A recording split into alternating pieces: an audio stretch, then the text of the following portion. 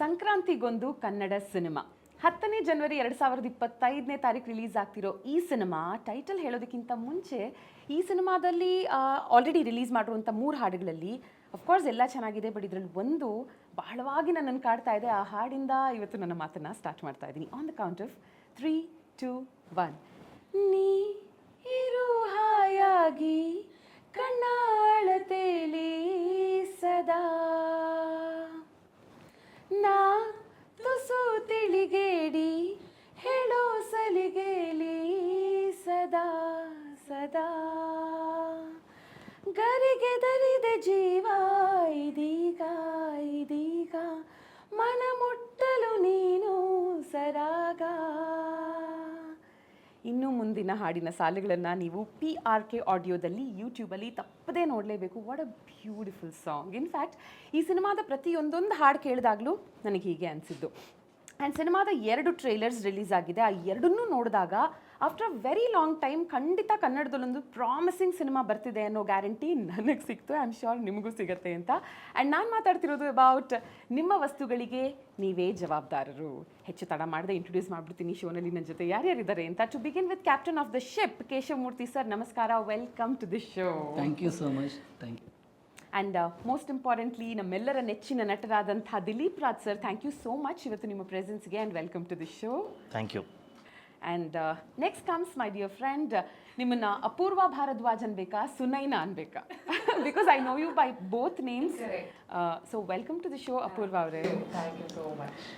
So ಶೋನ start ಮಾಡ್ತಾ ಒಂದು ವಿಷಯ ನಾನು ದಿಲೀಪ್ ರಾಜ್ ಸರ್ ಬಗ್ಗೆ ಹೇಳ್ತಾ ಸ್ಟಾರ್ಟ್ ಮಾಡಬೇಕು. Because I want to see if he remembers.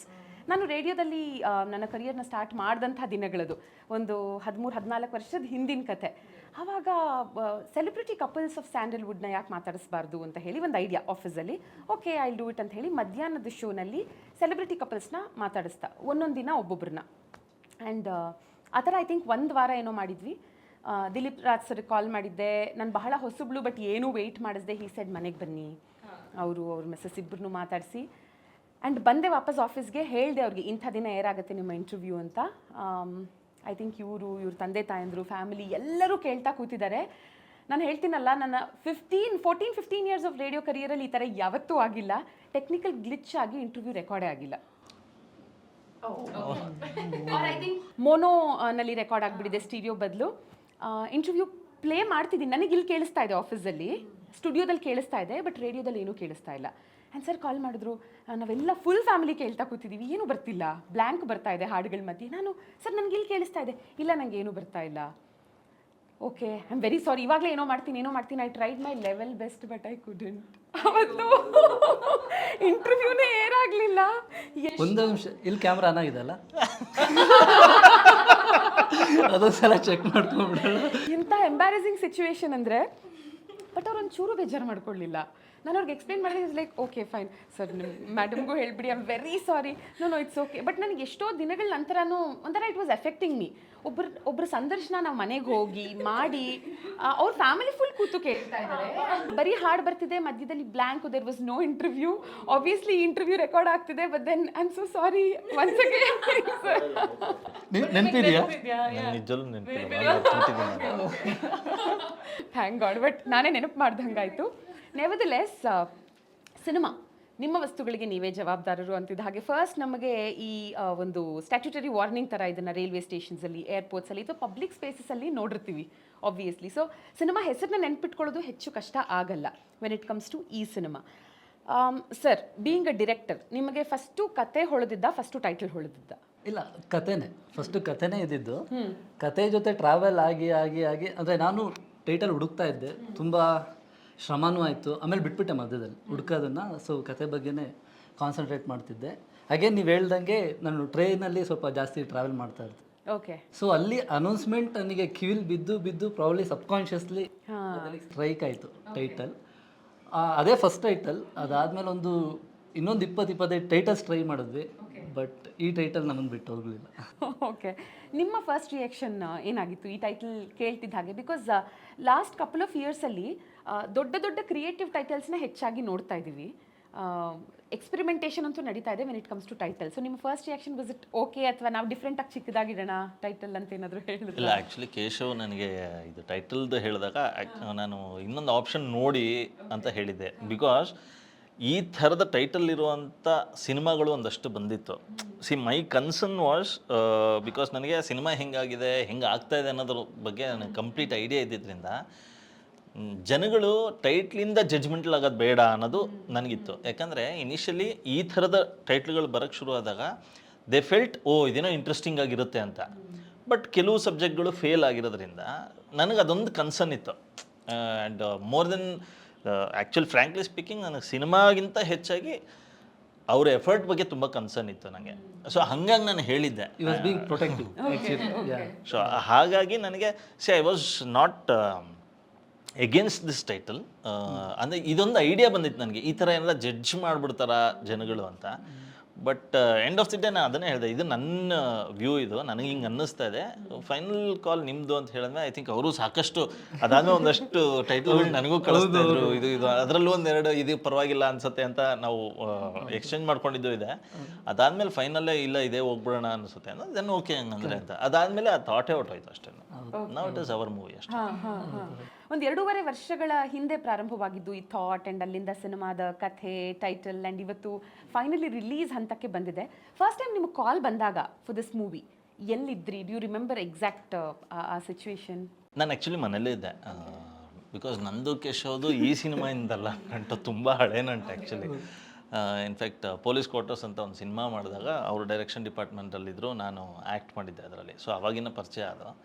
So ಹಾಗಾಗಿ ಮನೆಗೆ ಬಂದು ಒಂದಷ್ಟು ಫುಟೇಜು ಶೂಟ್ ಆಗಿತ್ತು ನನಗೆ ತೋರಿಸಿದಾಗ. ಸೊ ಈ ಪ್ಯಾಟ್ರನಲ್ಲಿ ಮಾಡಬೇಕು ಅಂತಿದ್ದೀವಿ ಅಂತೆಲ್ಲ ಹೇಳಿದ್ರು. ಕೆಲವು ನೋಡ್ಬಿಟ್ಟು ಆಮೇಲೆ ನಾನು ಓಕೆ ಮಾಡೋಣ ಅಂತ ಹೇಳಿ because very rarely. And first of all ನನಗೆ ಬರೋದೇ ವೆರಿ ರೇರ್, ಅದರಲ್ಲಿ ಒಳ್ಳೆ ಸಬ್ಜೆಕ್ಟ್ ಬರೋದು ಇನ್ನೂ ರೇರ್. ಸೊ ಅವಾಗ ನೋ ಸೆಕೆಂಡ್ ಥಾಟ್ಸ್. ಬಟ್ ಏನೇ ಹೇಳಿ ಸರ್, ಕನ್ನಡದಲ್ಲಿ ಕೆಲವೊಬ್ಬರ ಹೆಸರುಗಳನ್ನ ಹೇಳಿದಾಗ ಎಷ್ಟೊಳ್ಳೆ ನಟ ಅಂತ ನಾವು ಅಂತೀವಿ, ಬಟ್ ಅವ್ರಿಗೆ ಕಡಿಮೆ ಅವಕಾಶಗಳು ಬಂದಾಗ ನಿಜವಾಗ್ಲೂ ಬೇಜಾರಾಗುತ್ತೆ. ಒಳ್ಳೆ ಸಿನಿಮಾಗಳು ಬರಬೇಕು, ಒಳ್ಳೆ ಸಿನಿಮಾಗಳಲ್ಲಿ ಒಳ್ಳೆ ಕಲಾವಿದರಿಗೆ ಅವಕಾಶ ಸಿಗಬೇಕು. That is how an artist also grows, like with cinema, right? ಈ ವಿಚಾರದಲ್ಲಿ ನನಗೆ ಇವ್ರಿಗಿಂತ ನನಗೆ ಜಾಸ್ತಿ ಬೇಜಾರಿದೆ. ಅಂದರೆ ನಾನು ನನ್ನ ಅಸಿಸ್ಟೆಂಟ್ ಆಗಿದ್ದಾಗೆಲ್ಲ ನಾನು ಆ್ಯಕ್ಚುಲಿ ಫ್ಯಾನ್ ಬಾಯ್ ಇವರಿಗೆ. ನಾನು ಇವ್ರ ಹತ್ರ ಹೋದಾಗಲೂ ನಾನು ಅದೇ ಹೇಳಿದ್ದೆ, ಸರ್ ಇಲ್ಲಿ ಅಂದರೆ ನಾನು ದಿಲೀಪ್ ರಾಜ್ ಆ ಥರ ಬಂದಿಲ್ಲ, ಅಂದರೆ ನಾನು ನಿಮ್ಮ ಫ್ಯಾನಾಗೇ ಬಂದಿದ್ದೀನಿ. ಸೊ ಇದೊಂದು ಮಾಡಿಕೊಡ್ಬೇಕು, ಈ ಕ್ಯಾರೆಕ್ಟರ್ ನೀವೇ ಮಾಡಬೇಕು, ಈ ಥರದ್ದೆಲ್ಲ ಹೇಳಿ ಇವರು. ಅಂದರೆ ನನಗೆ ಇವ್ರ ವರ್ಸಾಟ್ಯಾಲಿಟಿ ನಾನು ಬಹಳ ನೋಡಿ. ಅಂದರೆ ನಾವು ಡೈರೆಕ್ಷನ್ ಡಿಪಾರ್ಟ್ಮೆಂಟಲ್ಲಿದ್ದಾಗ ಸೀನ್ ಪೇಪರ್ ನಮಗೆ ಸಿಗುತ್ತಲ್ವ, ನಾವು ಸೀನ್ ನೋಡ್ತಾ ಇದ್ವಿ, ನಮ್ಮ ಒಂದು ಇದರಲ್ಲಿ ನಮ್ಮದೊಂದು ಡಿಸ್ಕಷನ್ ಆಗೋದು ಡಿಪಾರ್ಟ್ಮೆಂಟಲ್ಲಿ. ಸೊ ಇದನ್ನು ಇವ್ರು ಈ ಥರ ಪೋರ್ಟ್ರೇ ಮಾಡ್ಬೋದು. ಮೋಸ್ಟ್ ಆಫ್ ದ ಟೈಮ್ಸ್ ಬೇರೆ ಆ್ಯಕ್ಟರ್ಸ್ ಮಾಡಿದಾಗೆಲ್ಲ ಆಲ್ಮೋಸ್ಟ್ ಹಾಗೇ ಇರೋದು. ಬಟ್ ಇವ್ರು ಬಂದು ಅಲ್ಲಿ ಪ್ರೆಸೆಂಟ್ ಮಾಡಬೇಕಿದ್ರೆ ನೀನು ಓದಿರೋದು ಇದಲ್ಲ ಇದು ಅಂತ ನಮಗೆ ಹೇಳೋರು. ಅಂದರೆ ಆ ಥರದ್ದೊಂದು ಕ್ಯಾಲಿಬರ್ ಇರೋಂಥ ಆ್ಯಕ್ಟ್. Okay okay. ಆ್ಯಂಡ್ ಆ್ಯಕ್ಟಿಂಗಲ್ಲಿ ಮಾತ್ರ ಅಲ್ದಿರಾ ಇವರ ಧ್ವನಿ ಸುಮ್ಮನೆ ಬರೀ ವಾಯ್ಸ್ ಓವರ್ ಕೇಳಿದ್ರೇ ಗೊತ್ತಾಗ್ಬಿಡುತ್ತೆ, ಓಕೆ ಓಕೆ ದಿಲೀಪ್ ರಾಜ್ ಅವ್ರ ವಾಯ್ಸು ಅಂತ. ಅದು ಒಂದು. He was also N RJ. ಜೊತೆಗೆ ವರ್ಕ್ ಮಾಡಿದ್ದೀವಿ ಒಂದು 3 ತಿಂಗಳ ಸರ್ ಅದು. 3 ತಿಂಗಳು. ಆ್ಯಂಡ್ ಆ 3 ತಿಂಗಳಲ್ಲೇ ಜನರಿಗೆ ಎಷ್ಟು ಇಷ್ಟ ಆಗೋಯ್ತು, ಆ್ಯಂಡ್ ಕಂಪನಿಗೆ ಎಷ್ಟು ಇಷ್ಟ ಆಯಿತು ಅಂದರೆ ಅದನ್ನು ಫುಲ್ ಟೈಮ್ ಆಫರ್ ಮಾಡಿದ್ರು. But sir didn't take it up.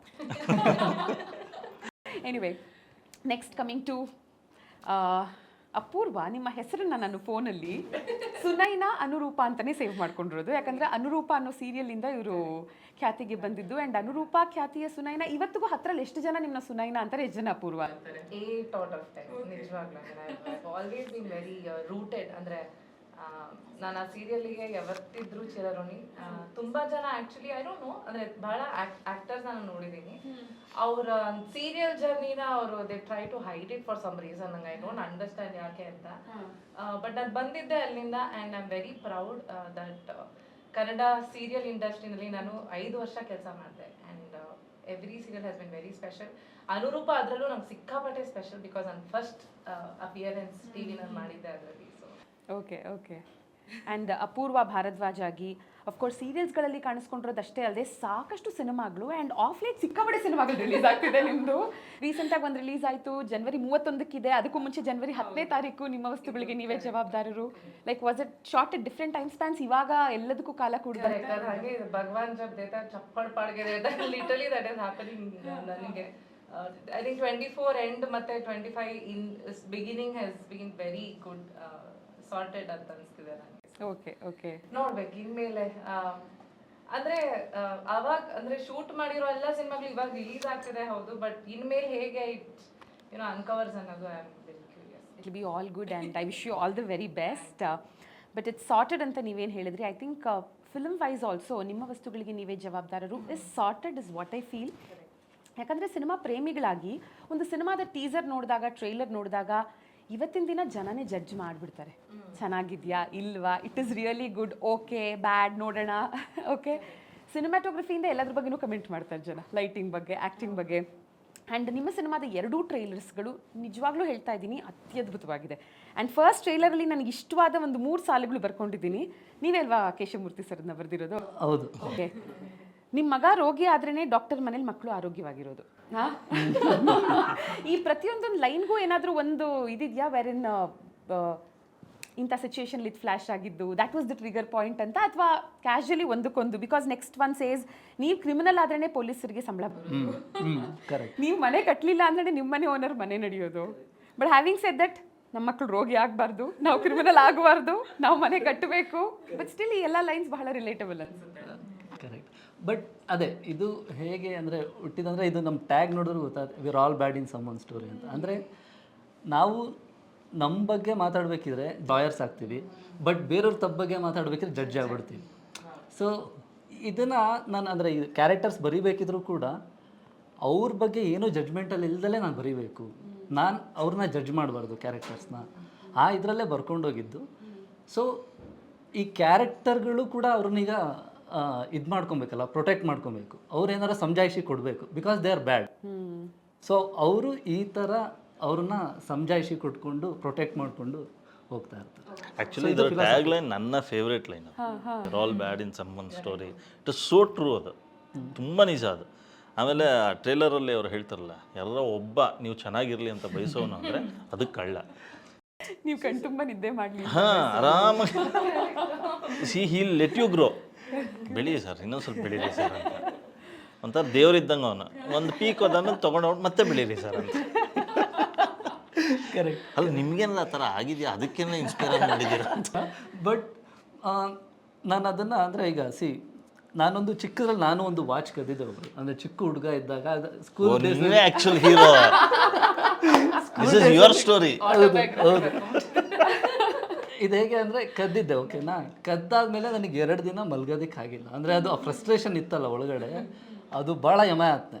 ಅದಾದಮೇಲೆ ಸದ್ಯ ನಾನು ಅಂತ ಗೊತ್ತಾಗಿಲ್ಲ ಕದ್ದಿದ್ದು, ಲೀವ್ಡ್ ಆ ಥರ ಆ ವಾಚು ಹೊಡೆದು ಬಿಸಾಕ್ಬಿಟ್ಟೆ, ಎಲ್ಲ ಇನ್ನೇನು ಇದಿರಬಾರ್ದು ಅಂತ. ಬಟ್ ಅದೇ ಥರ ಇನ್ನೊಬ್ಬ ನನ್ನ ಫ್ರೆಂಡ್ ಇದ್ದ, ಅವನ ಹೆಸರು ಹೇಳೋದು ಬೇಡ. ಅವನು ಹೇಗಿದ್ದ ಅಂದರೆ ಅವಾಗಲೇ ಚಿಕ್ಕವನೇ, ನನ್ನ ಏಜ್, ಅಂದರೆ ನಾನಿದು ಹೇಳ್ತಾ ಇರೋದು ಒಂದು ಅರೌಂಡ್ 11-12 ಇಯರ್ಸ್ ಆ ಥರ ಇದ್ದಾಗ. ಅವನು ಈಗ ಚಿಕ್ಕ ಹುಡುಗರು ಪ್ರತಿ ಮದುವೆಗೆ ಹೋದರೆ ಯಾರು ಏನು ಕೇಳಲ್ಲ, ಓಕೆನಾ. ಅವ್ನು ಇದೇ ಥರ ಪ್ರತಿ ಮದುವೆಗೆ ಹೋಗ್ತಿದ್ದ. ಅಲ್ಲಿ ಹೋಗಿ ಮಕ್ಕಳನ್ನೆಲ್ಲ ಮಾತಾಡ್ಸ್ಕೊಂಡು ಅವ್ರದ್ದು ಚಿನ್ನದ ಸರ ಈ ಥರ ನಿಜವಾಗ್ಲೂ ಕದಿಯವನು. ಬೇಡ ಬೇಡ ಅಂದರೆ, ಬಟ್ ಅವನಿಗೆ ಈ ಥರದ್ದು ಒಂದು ಸ್ವಲ್ಪನೂ ಗಿಲ್ಟ್ ಫೀಲ್ ಆಗ್ತಿರ್ಲಿಲ್ಲ. ನನಗೆ ಆ ಕ್ಯಾರೆಕ್ಟರ್ ನನಗೆ ಹೋಗಲೇ ಇಲ್ಲ, ಮೈಂಡಿಂದ ಹೋಗಲೇ ಇಲ್ಲ. ಅವನು ಆರಾಮಾಗಿ ಜಸ್ಟಿಫೈ ಮಾಡ್ಕೊಳ್ಳೋಣ ಅವನಿಗೆ, ಅಥವಾ ಅದ್ರ ಬಗ್ಗೆ ಮಾತಾಡ್ತಿರ್ಲಿಲ್ಲ. ಸೊ ಅದು ನನಗೆ ಆ ಇಂಪ್ಯಾಕ್ಟ್ ಹೋಗಲಿಲ್ಲ. ನನಗೆ ಯಾಕೆ ಹಿಂಗಾಯಿತು, ಅವನಿಗೆ ಯಾಕೆ ಅದಾಗ್ತಾ ಇಲ್ಲ, ಇದು ಬರ್ತಾ ಪ್ರಾಬ್ಲಿ ಈ ಕತೆಗೆ ಲೀಡ್ ಆಗಿದ್ದು ಅದೇ ಕ್ಯಾರೆಕ್ಟರ್. ಸೊ ಕಳ್ಳದಿಂದ ಕದ್ದಿರ್ಬೋದು ನಾನು. ಈ ಸಿನಿಮಾ ನೋಡಿದ್ಮೇಲೆ ನಮ್ಗೇನಾದರೂ ಕಳ್ಳರದ್ದು ಒಂದು ಸ್ಟೋರಿ ಇರುತ್ತೆ ಅಂತ ಅನ್ಸುತ್ತಾ? ಯಾಕಂದರೆ ಫಸ್ಟ್ ಟ್ರೈಲರಲ್ಲಿ ಅದನ್ನು ಹೇಳಿದ್ದೀರಾ ಕೂಡ ನೀವು, ಸೇಯಿಂಗ್ ಕಳ್ತನ ಮಾಡೋದಷ್ಟೇ ಅಲ್ಲ, ಅದರಲ್ಲಿ ಒಂದು ಭಾಗನ ನಾವು ಒಳ್ಳೇದಕ್ಕಂತ ಬಳಸ್ಕೊಂಡ್ರೆ ಅವ್ನು ರಾಬಿನ್ ಹುಡ್ ಕೂಡ ಆಗಬಹುದು ಅಂತ. ಸಿ ನನಗನ್ಸೋದು every situation will have its own story, depends ನಾವು ಹೆಂಗೆ ಅದನ್ನು ತೊಗೋತೀವಿ ಅಂತ. But end of the day ಕೆಲವು ತಪ್ಪು ಅಂತ ನಾವು ಮಾಡಿದ್ದೀವಿ, ಅದು ತಪ್ಪು ಅಷ್ಟೇ. ನಾವು ಏನೇ ಜಸ್ಟಿಫೈ ಮಾಡ್ಬೋದು, ನಾನು ಇದಕ್ಕೋಸ್ಕರ ಇಲ್ಲ ನಮ್ಮ ತಾಯಿಗೆ ತುಂಬ ಹುಷಾರಿಲ್ಲ, ನಂಗೆ 1000 ರೂಪಾಯಿ ಬೇಕಿತ್ತು ಕದ್ಬಿಟ್ಟೆ ಅಂತ ಹೇಳಿದ್ರೆ ದಟ್ ಈಸ್ ಆಲ್ಸೋ ಇಂಪಾರ್ಟೆಂಟ್, ಇಲ್ಲ ಅಂತ ಹೇಳಲ್ಲ. ಬಟ್ ಆದರೂ ಕದಿಯೋದು ತಪ್ಪು. ಇಟ್ ಇಸ್ ಲೈಕ್ ದ್ಯಾಟ್ ಆ ಥರ. ಎಕ್ಸಾಕ್ಟ್ಲಿ, ಕದಿಯೋದು ತಪ್ಪೇ ಅದು. ಬಟ್ ಅವನು ಎಷ್ಟು ಜಸ್ಟಿಫೈ ಮಾಡ್ಕೊತಾನಲ್ಲ, ಅದೇ ಅದರಿಂದ ಇರೋ narration. But it is not right. And ಕೆಲವು ಸತಿ ಇಟ್ ಈಸ್ ಆಲ್ಸೋ ಫ್ಯಾನ್ಸಿ. ನನಗೆ ಗೊತ್ತಿರೋರ್ಗು ಒಬ್ರು ಇದ್ದಾರೆ, ನಾನು ಆ್ಯಕ್ಚುಲಿ ನನ್ನ ಹೆಂಡತಿಗೆ ಗೊತ್ತೋದು ಅವ್ರು ಯಾರು ಅಂತ. ಅವರು ಮಾಲ್ಗೆ ಹೋಗಿ ಸೂಪರ್ ಮಾರ್ಕೆಟಿಂದ ಸುಮ್ಮನೆ ಒಂದು ರಬ್ಬರ್ ಬ್ಯಾಂಡ್ ತೊಗೊಂಬಿಟ್ಟು ದೇ ಸೆಲೆಬ್ರೇಟ್ ಹಿಂಗೆ ಅಂತ ಯಾಮಾರಿಸ್ಬಿಟ್ಟು ಬಂದೆ ಅಂತ. It's fun. ಸೊ ಅದನ್ನು ಅವರು ಕಳ್ತನ ಥರ ನೋಡಲ್ಲ, they take it as fun. Correct. ಮಜಾ ಮಾಡಿದೆ ನಾನು ಅಂತ. ನಾನು ಚಾಲು ಥರ, ನಾನು ಸ್ಮಾರ್ಟ್. ಸೊ ಇದನ್ನ ಕಳ್ತನ ಅಂತೀರಾ ಅಥವಾ ಮಜಾ ಅಂತೀರಾ ಏನಂತೀರಾ ಗೊತ್ತಾಗಲ್ಲ. ಈಗ ನಾವು ಹೇಳ್ತೀವಿ ಹಂಗೆಲ್ಲ ತರಬಾರ್ದು, ಮರ್ಯಾದೆ ಇಲ್ವಾ ನಿನಗೆ ಅಂತ ಹೇಳಿ. ಓಕೆ, ಮತ್ತೆ ನೆಕ್ಸ್ಟ್ ಟೈಮ್ ಹೋದಾಗ ಇದೊಂದು ತೊಗೊಂಬಿಟ್ಟೆ. And next when it comes to second trailer also, ಅದರಲ್ಲೂ ಇದು ಕೂಡ ನಮಗೆ ಗೊತ್ತಿರುವಂಥದ್ದೇ. ಅಂದರೆ ಈ ಕಳ್ಳರು ಗಾಡಿನ ಒಂದಷ್ಟು ಕೀಸಿಂದ, ಹೇರ್ ಪಿನ್ನಿಂದ ಎಲ್ಲ ಡೋರ್ ಓಪನ್ ಮಾಡಿ ಇವೆಲ್ಲ ಕೇಳಿದ್ದೀವಿ ನಾವು. ಬಟ್ 90% ಗಾಡಿಗಳು ಈ 3 ಕೀಯಿಂದ ಓಪನ್ ಆಗುತ್ತೆ, ಇನ್ನು 10% ಗಾಡಿಗಳು ಈ ಕಡ್ಡಿಯಿಂದ ಓಪನ್ ಆಗುತ್ತೆ. ಸಿಗತ್ತಾ ಎಲ್ಲಾದ್ರೂ ಅದು? ಅಲ್ಲ, ಕೀ ಮತ್ತೆ ಕಡ್ಡಿಗಳು ಸಿಗುತ್ತೆ, ಅದನ್ನ ತೆಗಿಯೋ ಟ್ಯಾಲೆಂಟ್ ಸಿಗಲ್ಲ, ಎಫರ್ಟ್ ಸಿಗಲ್ಲ. ಆ್ಯಂಡ್ ನಿಮ್ಮ ಸಿನಿಮಾದಲ್ಲಿ ಒಂದು ನಾನೇನು ಗಮನಿಸಿದ್ದು ಅಂದರೆ, ಸಾಮಾನ್ಯವಾಗಿ ಸಿನಿಮಾದ ಟೈಟಲ್ ಅದ್ರ ಕೆಳಗೆ ಟ್ಯಾಗ್ ಲೈನ್ ಇರುತ್ತೆ. ಇಲ್ಲಿ ಟ್ಯಾಗ್ ಲೈನ್ ಫಸ್ಟ್ ಇದೆ, we're all bad in someone story, ಅದು ಫಸ್ಟ್ ಇದೆ, ಅದಾದ್ಮೇಲೆ ಟೈಟಲ್ ಇದೆ. ಇದು was it like a strategic move ಅಥವಾ ಇದಕ್ಕೆ ಏನಾದರೂ ಒಂದು ರೀಸನ್ ಇದೆಯಾ? Why tag line first and title next? ಅದೇ ಅಂದರೆ ಹೇಗೆ ಅಂದರೆ, ನಾವು ಕದೀತೀವಿ ಬಟ್ ನೀವು ನಮ್ಮನ್ನು ಜಡ್ಜ್ ಮಾಡಬೇಡಿ ಅಂತ. ಆ ಥರನೂ ಹೇಳ್ಬೋದು. Okay okay. ಬಟ್ ನೋಡಿ, ನಿಮ್ಮನ್ನು ಜಡ್ಜ್ ಮಾಡಬಹುದು ಟ್ರೇಲರ್ನ ನೋಡಿ, ಅದ್ಭುತವಾದ ವರ್ಕ್ ಮಾಡಿದ್ದೀರಾ ಅಂತ. And when it comes to your experience, though it's your debut cinema Keshavamurthy sir, ಒಂದು 15-16 ವರ್ಷದ ಎಕ್ಸ್ಪೀರಿಯನ್ಸ್ ಇದೆಯಾ ಮೀಡಿಯಾದಲ್ಲಿ? ಅಸಿಸ್ಟೆಂಟ್ ಆಗಿ. ಹೌದು, ಸಿನಿಮಾದಲ್ಲಿ. ಸರ್, ಯಾವ್ಯಾವ ಸಿನಿಮಾಗಳಿಗೆ ವರ್ಕ್ ಮಾಡಿದ್ದೀರಾ? ನಾನು ಶುರು ಮಾಡಿದ್ದು ಮಿಂಚಿನ ಓಟ ಅಂತ, AMR ರಮೇಶ್ ಸರ್ ಡೈರೆಕ್ಟ್ ಮಾಡಿದ್ದು. ಈ ಮೂಲಕ ಅವರಿಗೆ ಧನ್ಯವಾದ ಹೇಳೋಕ್ಕೆ ಇಷ್ಟಪಡ್ತೀನಿ.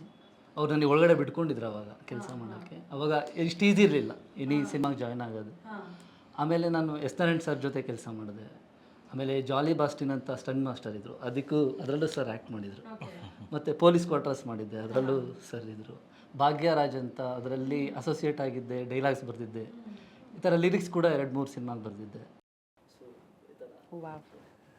But I think still it was a long time ಒಂದು ಡೆಬ್ಯೂ ಮಾಡೋದಕ್ಕೆ, 15-16 ವರ್ಷದ ನಂತರ. ಅದು ಪ್ರಾಬ್ಲಿ ಬಿಗಿನಿಂಗ್ ನನಗೆ ಅಷ್ಟು ಕಾನ್ಫಿಡೆನ್ಸ್ ಇಲ್ಲ. ಅಂದರೆ ನಾನು ಫಸ್ಟು ಬಂದು ಜಾಯ್ನ್ ಆದಾಗ ಒಂದು ಶಾರ್ಟಿಗೆ ಲೈಟ್ ಮಾಡ್ತಾರೆ ಅನ್ನೋ ಸೆನ್ಸು ಇರಲಿಲ್ಲ ನನಗೆ. ನಾನು ಅಂದರೆ ಅಷ್ಟು ನೇವಿದ್ದೆ, ಕಲಿಯೋದಕ್ಕೆ ಭಾಳ ಟೈಮ್ ಆಯಿತು. ಸೊ ಎಲ್ಲ ಕಡೆ ಪ್ರಪಂಚದಲ್ಲಿ ನಮ್ಮ ವಸ್ತುಗಳಿಗೆ ನಾವೇ ಜವಾಬ್ದಾರರು. ಒಂದು ಕಾರ್ ತೊಗೊಂಡು ಹೋಗಿ ಪಾರ್ಕ್ ಮಾಡಿದ್ರು, ಅವ್ರ ಪಾರ್ಕಿಂಗ್ಗೆ ನಾವು ಫೀ ಕೊಟ್ಟರು, ಅದಕ್ಕೆ ನಾವೇ ಜವಾಬ್ದಾರಿ. ಲಗೇಜ್ ಎತ್ಕೊಂಡು ಎಲ್ಲೋ ಒಂದು ಕಡೆ ಇಡ್ತೀವಿ, ಅವ್ರು ಟೋಕನ್ ಕೊಟ್ಟಿರ್ತಾರೆ, ನಾವು ಪೇ ಮಾಡಿದ್ರು ಅದಕ್ಕೆ ನಾವೇ ಜವಾಬ್ದಾರರು. ಪೇ ಮಾಡಿದ್ರು ಅವ್ರ ಜವಾಬ್ದಾರಿ ತಗೊಳ್ಳಲ್ಲ. ಬಟ್ ಬೇಜವಾಬ್ದಾರಿತನದಿಂದ ಅಪೂರ್ವ, ನೀವು ಕಳ್ಕೊಂಡಿರೋದು ಏನಾದರೂ ಇದ್ದರೆ ನಿಮ್ಮ ವಸ್ತು ಒಂದನ್ನು, ಜವಾಬ್ದಾರರಾಗಿರ್ಬೇಕು ನೀವು, ಬಟ್ ಬೇಜವಾಬ್ದಾರಿತನದಿಂದ ನಾನು ಕಳ್ಕೊಂಡಿದ್ದೀನಿ ಅನ್ನೋದಿದ್ರೆ?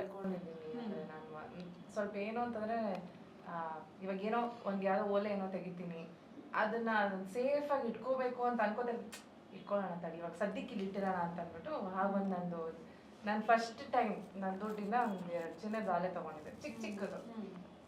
ಅದನ್ನು ನಾನು ನನ್ನ ಲಿಪ್ಸ್ಟಿಕ್ದು ಒಂದು ಕೇಸ್ ಇತ್ತು ನನ್ನ ಹತ್ರ ಸಣ್ಣದು, ಅದ್ರ ಒಳಗಡೆ ಹಾಕ್ಬಿಟ್ಟು ಬ್ಯಾಗಲ್ಲಿ ಇಟ್ಕೊಂಡಿದ್ದೆ. This was very recent also. ನನ್ನ ಫಸ್ಟ್ ಗೋಲ್ಡ್ ನಾನು ತೊಗೊಂಡಿದ್ದೆ ವೆರಿ ರೀಸೆಂಟ್ಲಿ, ನನ್ನ ದುಡ್ಡಲ್ಲಿ ಅಂತ ಅಂದ್ಬಿಟ್ಟು.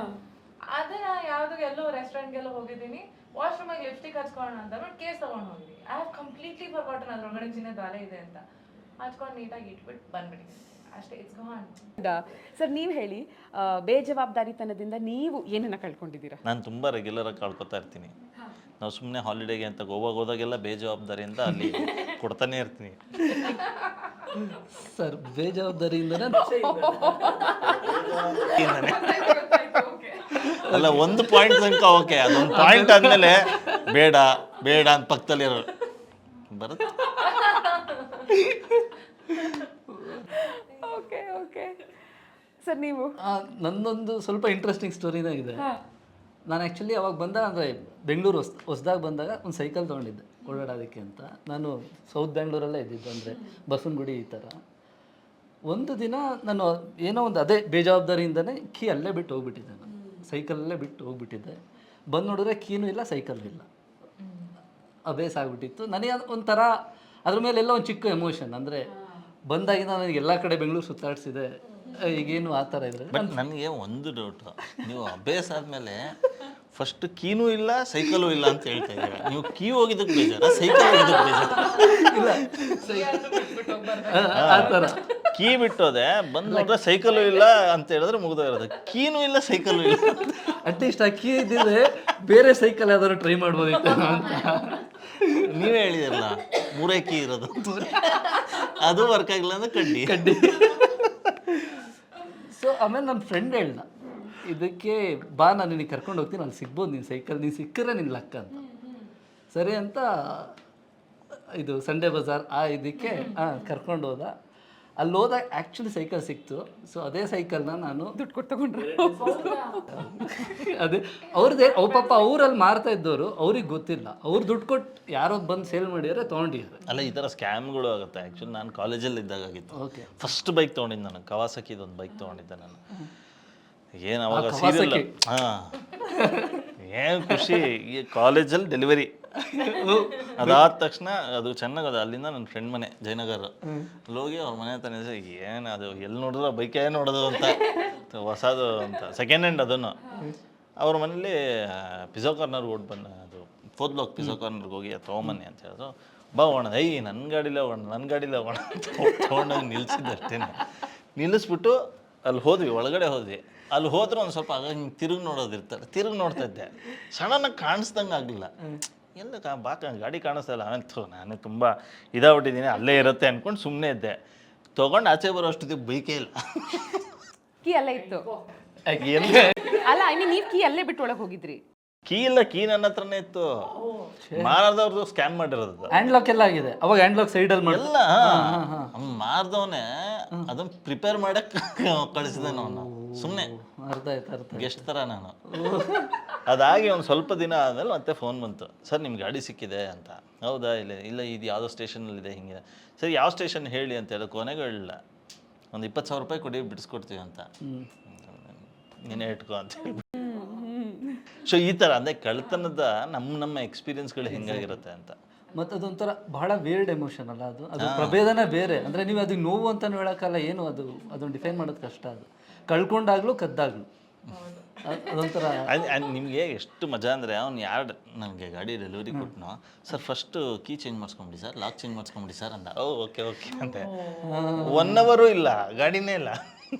ಓ ಮೈ ಗಾಡ್. ಈ ಥರದ ಸಾಕಷ್ಟು ವೇರಿಯಸ್ ಇನ್ಸಿಡೆಂಟ್ಸ್ನ ಸಿನಿಮಾದಲ್ಲಿ ತೋರಿಸಿದ್ದೀರಾ sir? Because I think entire cinema revolves around ವಸ್ತು ಅಥವಾ ವಸ್ತುಗಳು. ಸೊ ಮೊದಲನೇ ಟ್ರೈಲರ್ ಮತ್ತು 2ನೇ ಟ್ರೈಲರ್ ನೋಡಿದಾಗ ನನಗೆ ಫಸ್ಟ್ ಟ್ರೈಲರ್ ನೋಡಿದಾಗ ಸ್ವಲ್ಪ ಕನ್ಫ್ಯೂಸ್ ಆಯಿತು. ಯಾಕಂದರೆ ಒಂದು ದಿಲೀಪ್ ರಾಜ್ ಸರ್ ವಾಯ್ಸ್ ಕೇಳಿದಾಗ, ಕೊನೆಯಲ್ಲಿ ಅವರು ಕಳ್ಳನ ಬಗ್ಗೆ, ರಾಬಿನ್ ಹುಡ್ ಬಗ್ಗೆ ಎಲ್ಲ ಮಾತಾಡಿದಾಗ ಇವರು ಈ ಸಿನಿಮಾದ ರಾಬಿನ್ ಹುಡ್ ಇರಬಹುದು ಅಂತ ಅನ್ನಿಸ್ತು. ಬಟ್ ಕಳ್ಳ ಅಂದರೆ ನಮ್ಮ ಮೈಂಡಲ್ಲಿ ಒಂದು ಪರ್ಸೆಪ್ಷನ್ ಇದೆ, ಕಳ್ಳ ನಮ್ಮ ಥರ ಇರಲ್ಲ ಅನ್ಕೋತೀವಿ ನಾವೆಲ್ಲರೂ ಅಲ್ವಾ. ಆ್ಯಂಡ್ ಒಂದು ಸೀನಲ್ಲಿ ಅವ್ರನ್ನ ಕನ್ಸೋಲ್ ಮುಂದೆ ನೋಡ್ತೀನಿ, ಇವ್ರೇನು RJನಾ DJ ನಾ ಏನು ಅಂತ. ಸೊ ಹೇಳಬಹುದಾ ನೀವೇನು ಅಂತ ಸಿನಿಮಾದಲ್ಲಿ?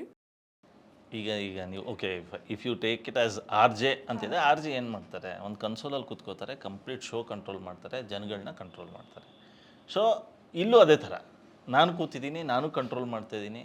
ಏನು ಕಂಟ್ರೋಲ್ ಮಾಡ್ತಾ ಇದ್ದೀನಿ? ಎಮೋಷನ್ ಕಂಟ್ರೋಲ್ ಮಾಡ್ತಾ ಇದ್ದೀನ, ವಸ್ತುಗಳು ಕಂಟ್ರೋಲ್ ಮಾಡ್ತಾ ಇದ್ದೀನ, ವ್ಯಕ್ತಿಗಳು ಕಂಟ್ರೋಲ್ ಮಾಡ್ತಾ ಇದ್ದೀನ, ಭಾವನೆಗಳನ್ನು ಕಂಟ್ರೋಲ್ ಮಾಡ್ತೀವಿ. ಹೌದು.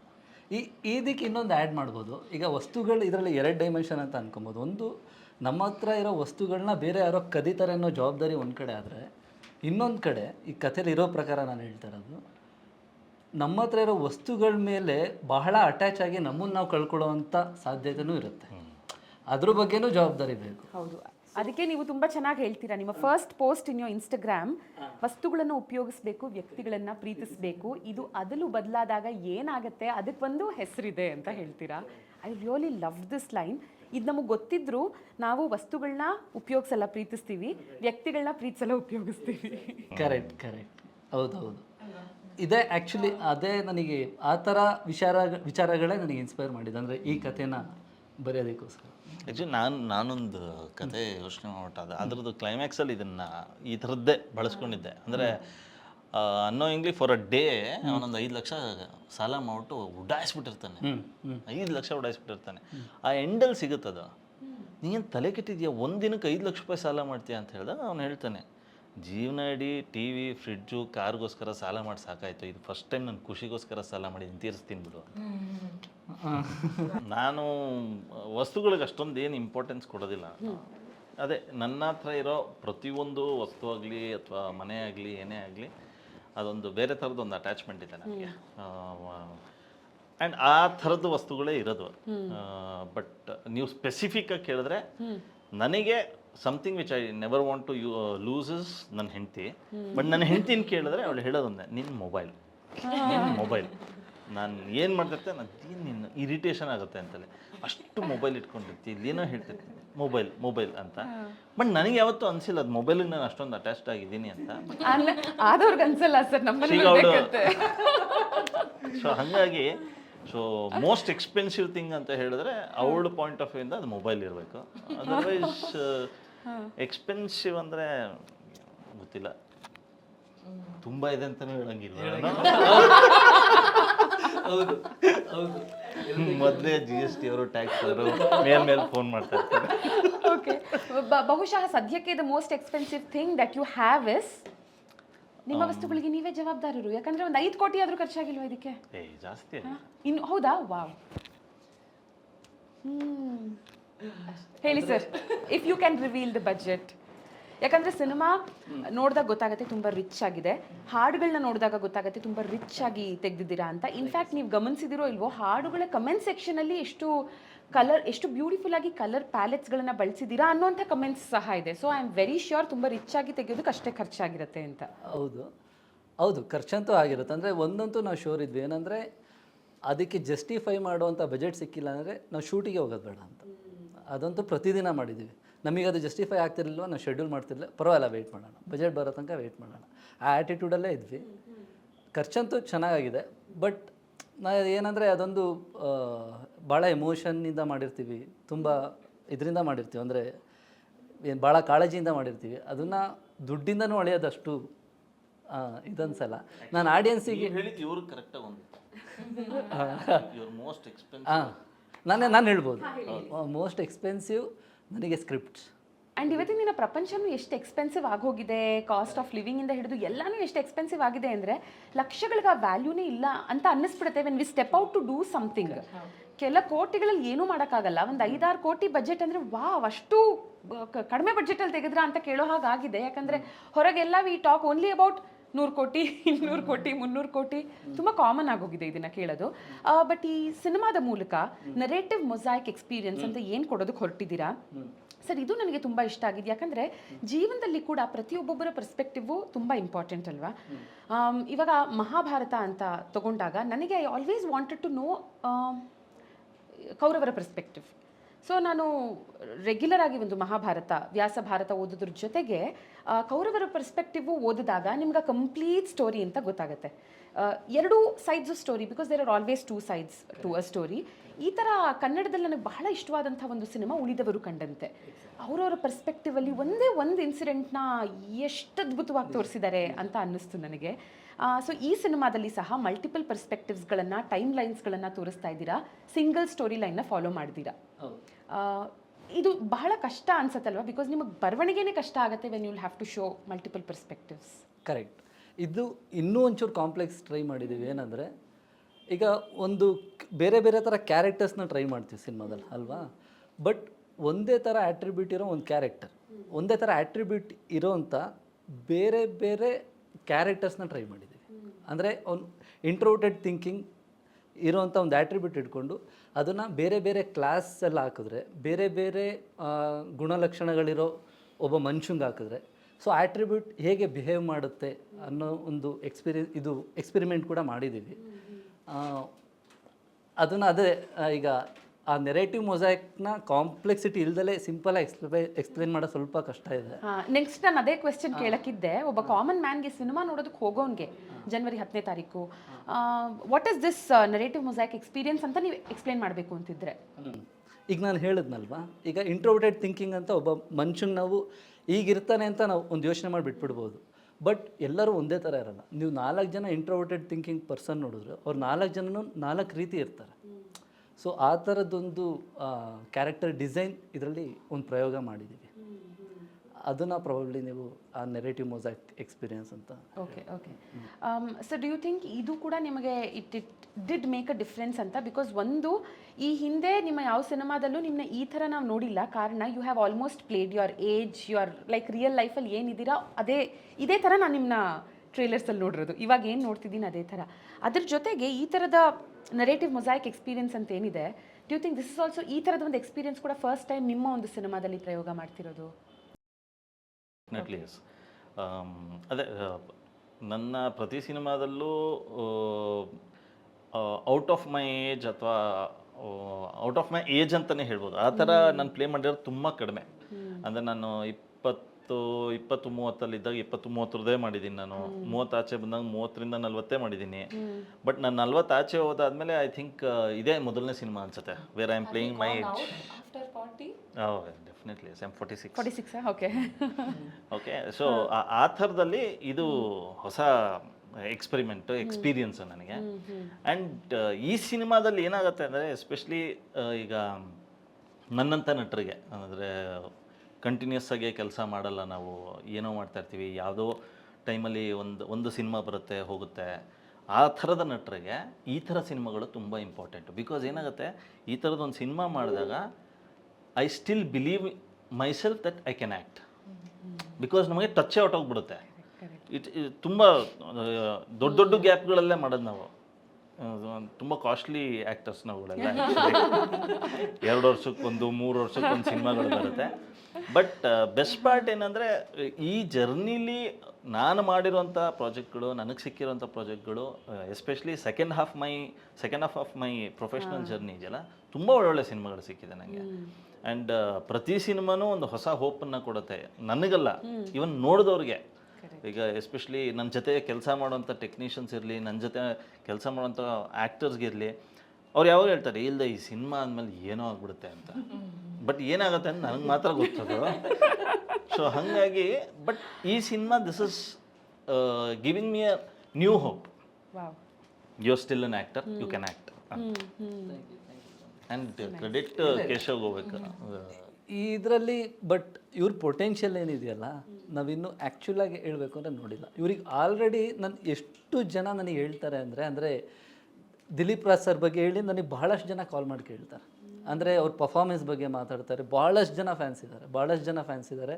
ಬಟ್ ಅವರೆಲ್ಲರಿಗೂ ಈಗ ಒಂದು ನೆಪ ಬೇಕಷ್ಟೆ. ಇವ್ರು ಇರೋವಂಥ ಒಂದು ಸಿನಿಮಾ ಸೌಂಡ್ ಆಗೋ ಒಂದು ನೆಪ. ನೀವು ನೋಡ್ತಾ ಇರಿ, ಇವ್ರಿಗಿರೋಷ್ಟು ಫ್ಯಾನ್ಸ್ ಯಾರಿಗೂ ಇಲ್ಲ ಆ್ಯಕ್ಚುಲಿ. ಅಷ್ಟು ಜನ ಮೇಲೆ ಬರ್ತಾರೆ. ಅದೇ ನಾನು ಅವಾಗಲೂ ಹೇಳಿದೆ ದಟ್ ಎಲ್ಲರಿಗೂ ಗೊತ್ತು ಇವರೊಬ್ಬ ಒಳ್ಳೆ ನಟ ಅಂತ. ಕೆಲವೊಬ್ಬರನ್ನ ನೋಡಿದಾಗ ಅದು ಅನ್ಸತ್ತೆ ಗೊತ್ತಾ. ನಾನು ಎಷ್ಟೋ ಸಲ ಅನ್ಕೋತೀನಿ, ಕೆಲವೊಬ್ಬ ನಟರನ್ನ ನೋಡಿದಾಗ ಇವ್ರಿಗೆ ವಯಸ್ಸಾಗಿ ಹೋಗ್ತಿದೆ, ಅವ್ರನ್ನ ಬಳಸ್ಕೊಳ್ಳಿ ಅಲ್ಲ ಒಳ್ಳೊಳ್ಳೆ ಸಿನಿಮಾಗಳಲ್ಲಿ. ಇನ್ಯಾವಾಗ ಇವ್ರಿಗೆ ಕಥೆ ಬರಿತೀರಾ, ಇನ್ಯಾವಾಗ ಇವ್ರಿಗಂತ ಸಿನಿಮಾಗಳು ಮಾಡ್ತೀರಾ, ಕೆಲವ್ರನ್ನ ನೋಡಿದಾಗ ಅದು ಖಂಡಿತ ಅನಿಸುತ್ತೆ. ಆ್ಯಂಡ್ ಅಪೂರ್ವ, ನೀವು ಮೆನ್ಷನ್ ಮಾಡಿದ ಹಾಗೆ ಅಂದರೆ ಒಂದು ಸೀರಿಯಲ್ ಎಷ್ಟು ಅದ್ಭುತವಾದ ಬ್ರೇಕ್ ಕೊಡಬಹುದು ಒಬ್ಬರಿಗೆ ಅಂತ. ಸರ್, ನಿಮ್ಮದು ಒಂದು ಸೀರಿಯಲ್ ನಮ್ಮ ಮನೇಲಿ ಎಲ್ಲರೂ ನೋಡ್ತಾ ಇದ್ದಿದ್ದು ಪುರುಷೋತ್ತಮ. ಇನ್ಫ್ಯಾಕ್ಟ್ ನಮಗೆ ವಿಕಿಪೀಡಿಯಲ್ಲೂ ಸಿಗಲ್ಲ ಅದ್ರ ಬಗ್ಗೆ ಡೀಟೇಲ್ಸ್. ನಾನು ನಿಮ್ಮ ದಿಲೀಪ್ ರಾಜ್ ಅಂತ ವಿಕಿಪೀಡಿಯಲ್ಲಿ ನೋಡಿದ್ರೆ ಅಲ್ಲಿ ಪುರುಷೋತ್ತಮ ಹೆಸರೇ ಇಲ್ಲ. ಬಟ್ ಈ ಥರದ್ದು ಎಷ್ಟೊಂದು ಮಿಸ್ ಆಗಿ ಹೋಗಿರುತ್ತೆ, ಜನರಿಗೆ ಗೊತ್ತೂ ಇರಲ್ಲ, ನೋಡ್ರೋರಿಗೆ ಮಾತ್ರನೇ ಗೊತ್ತಿರುತ್ತೆ.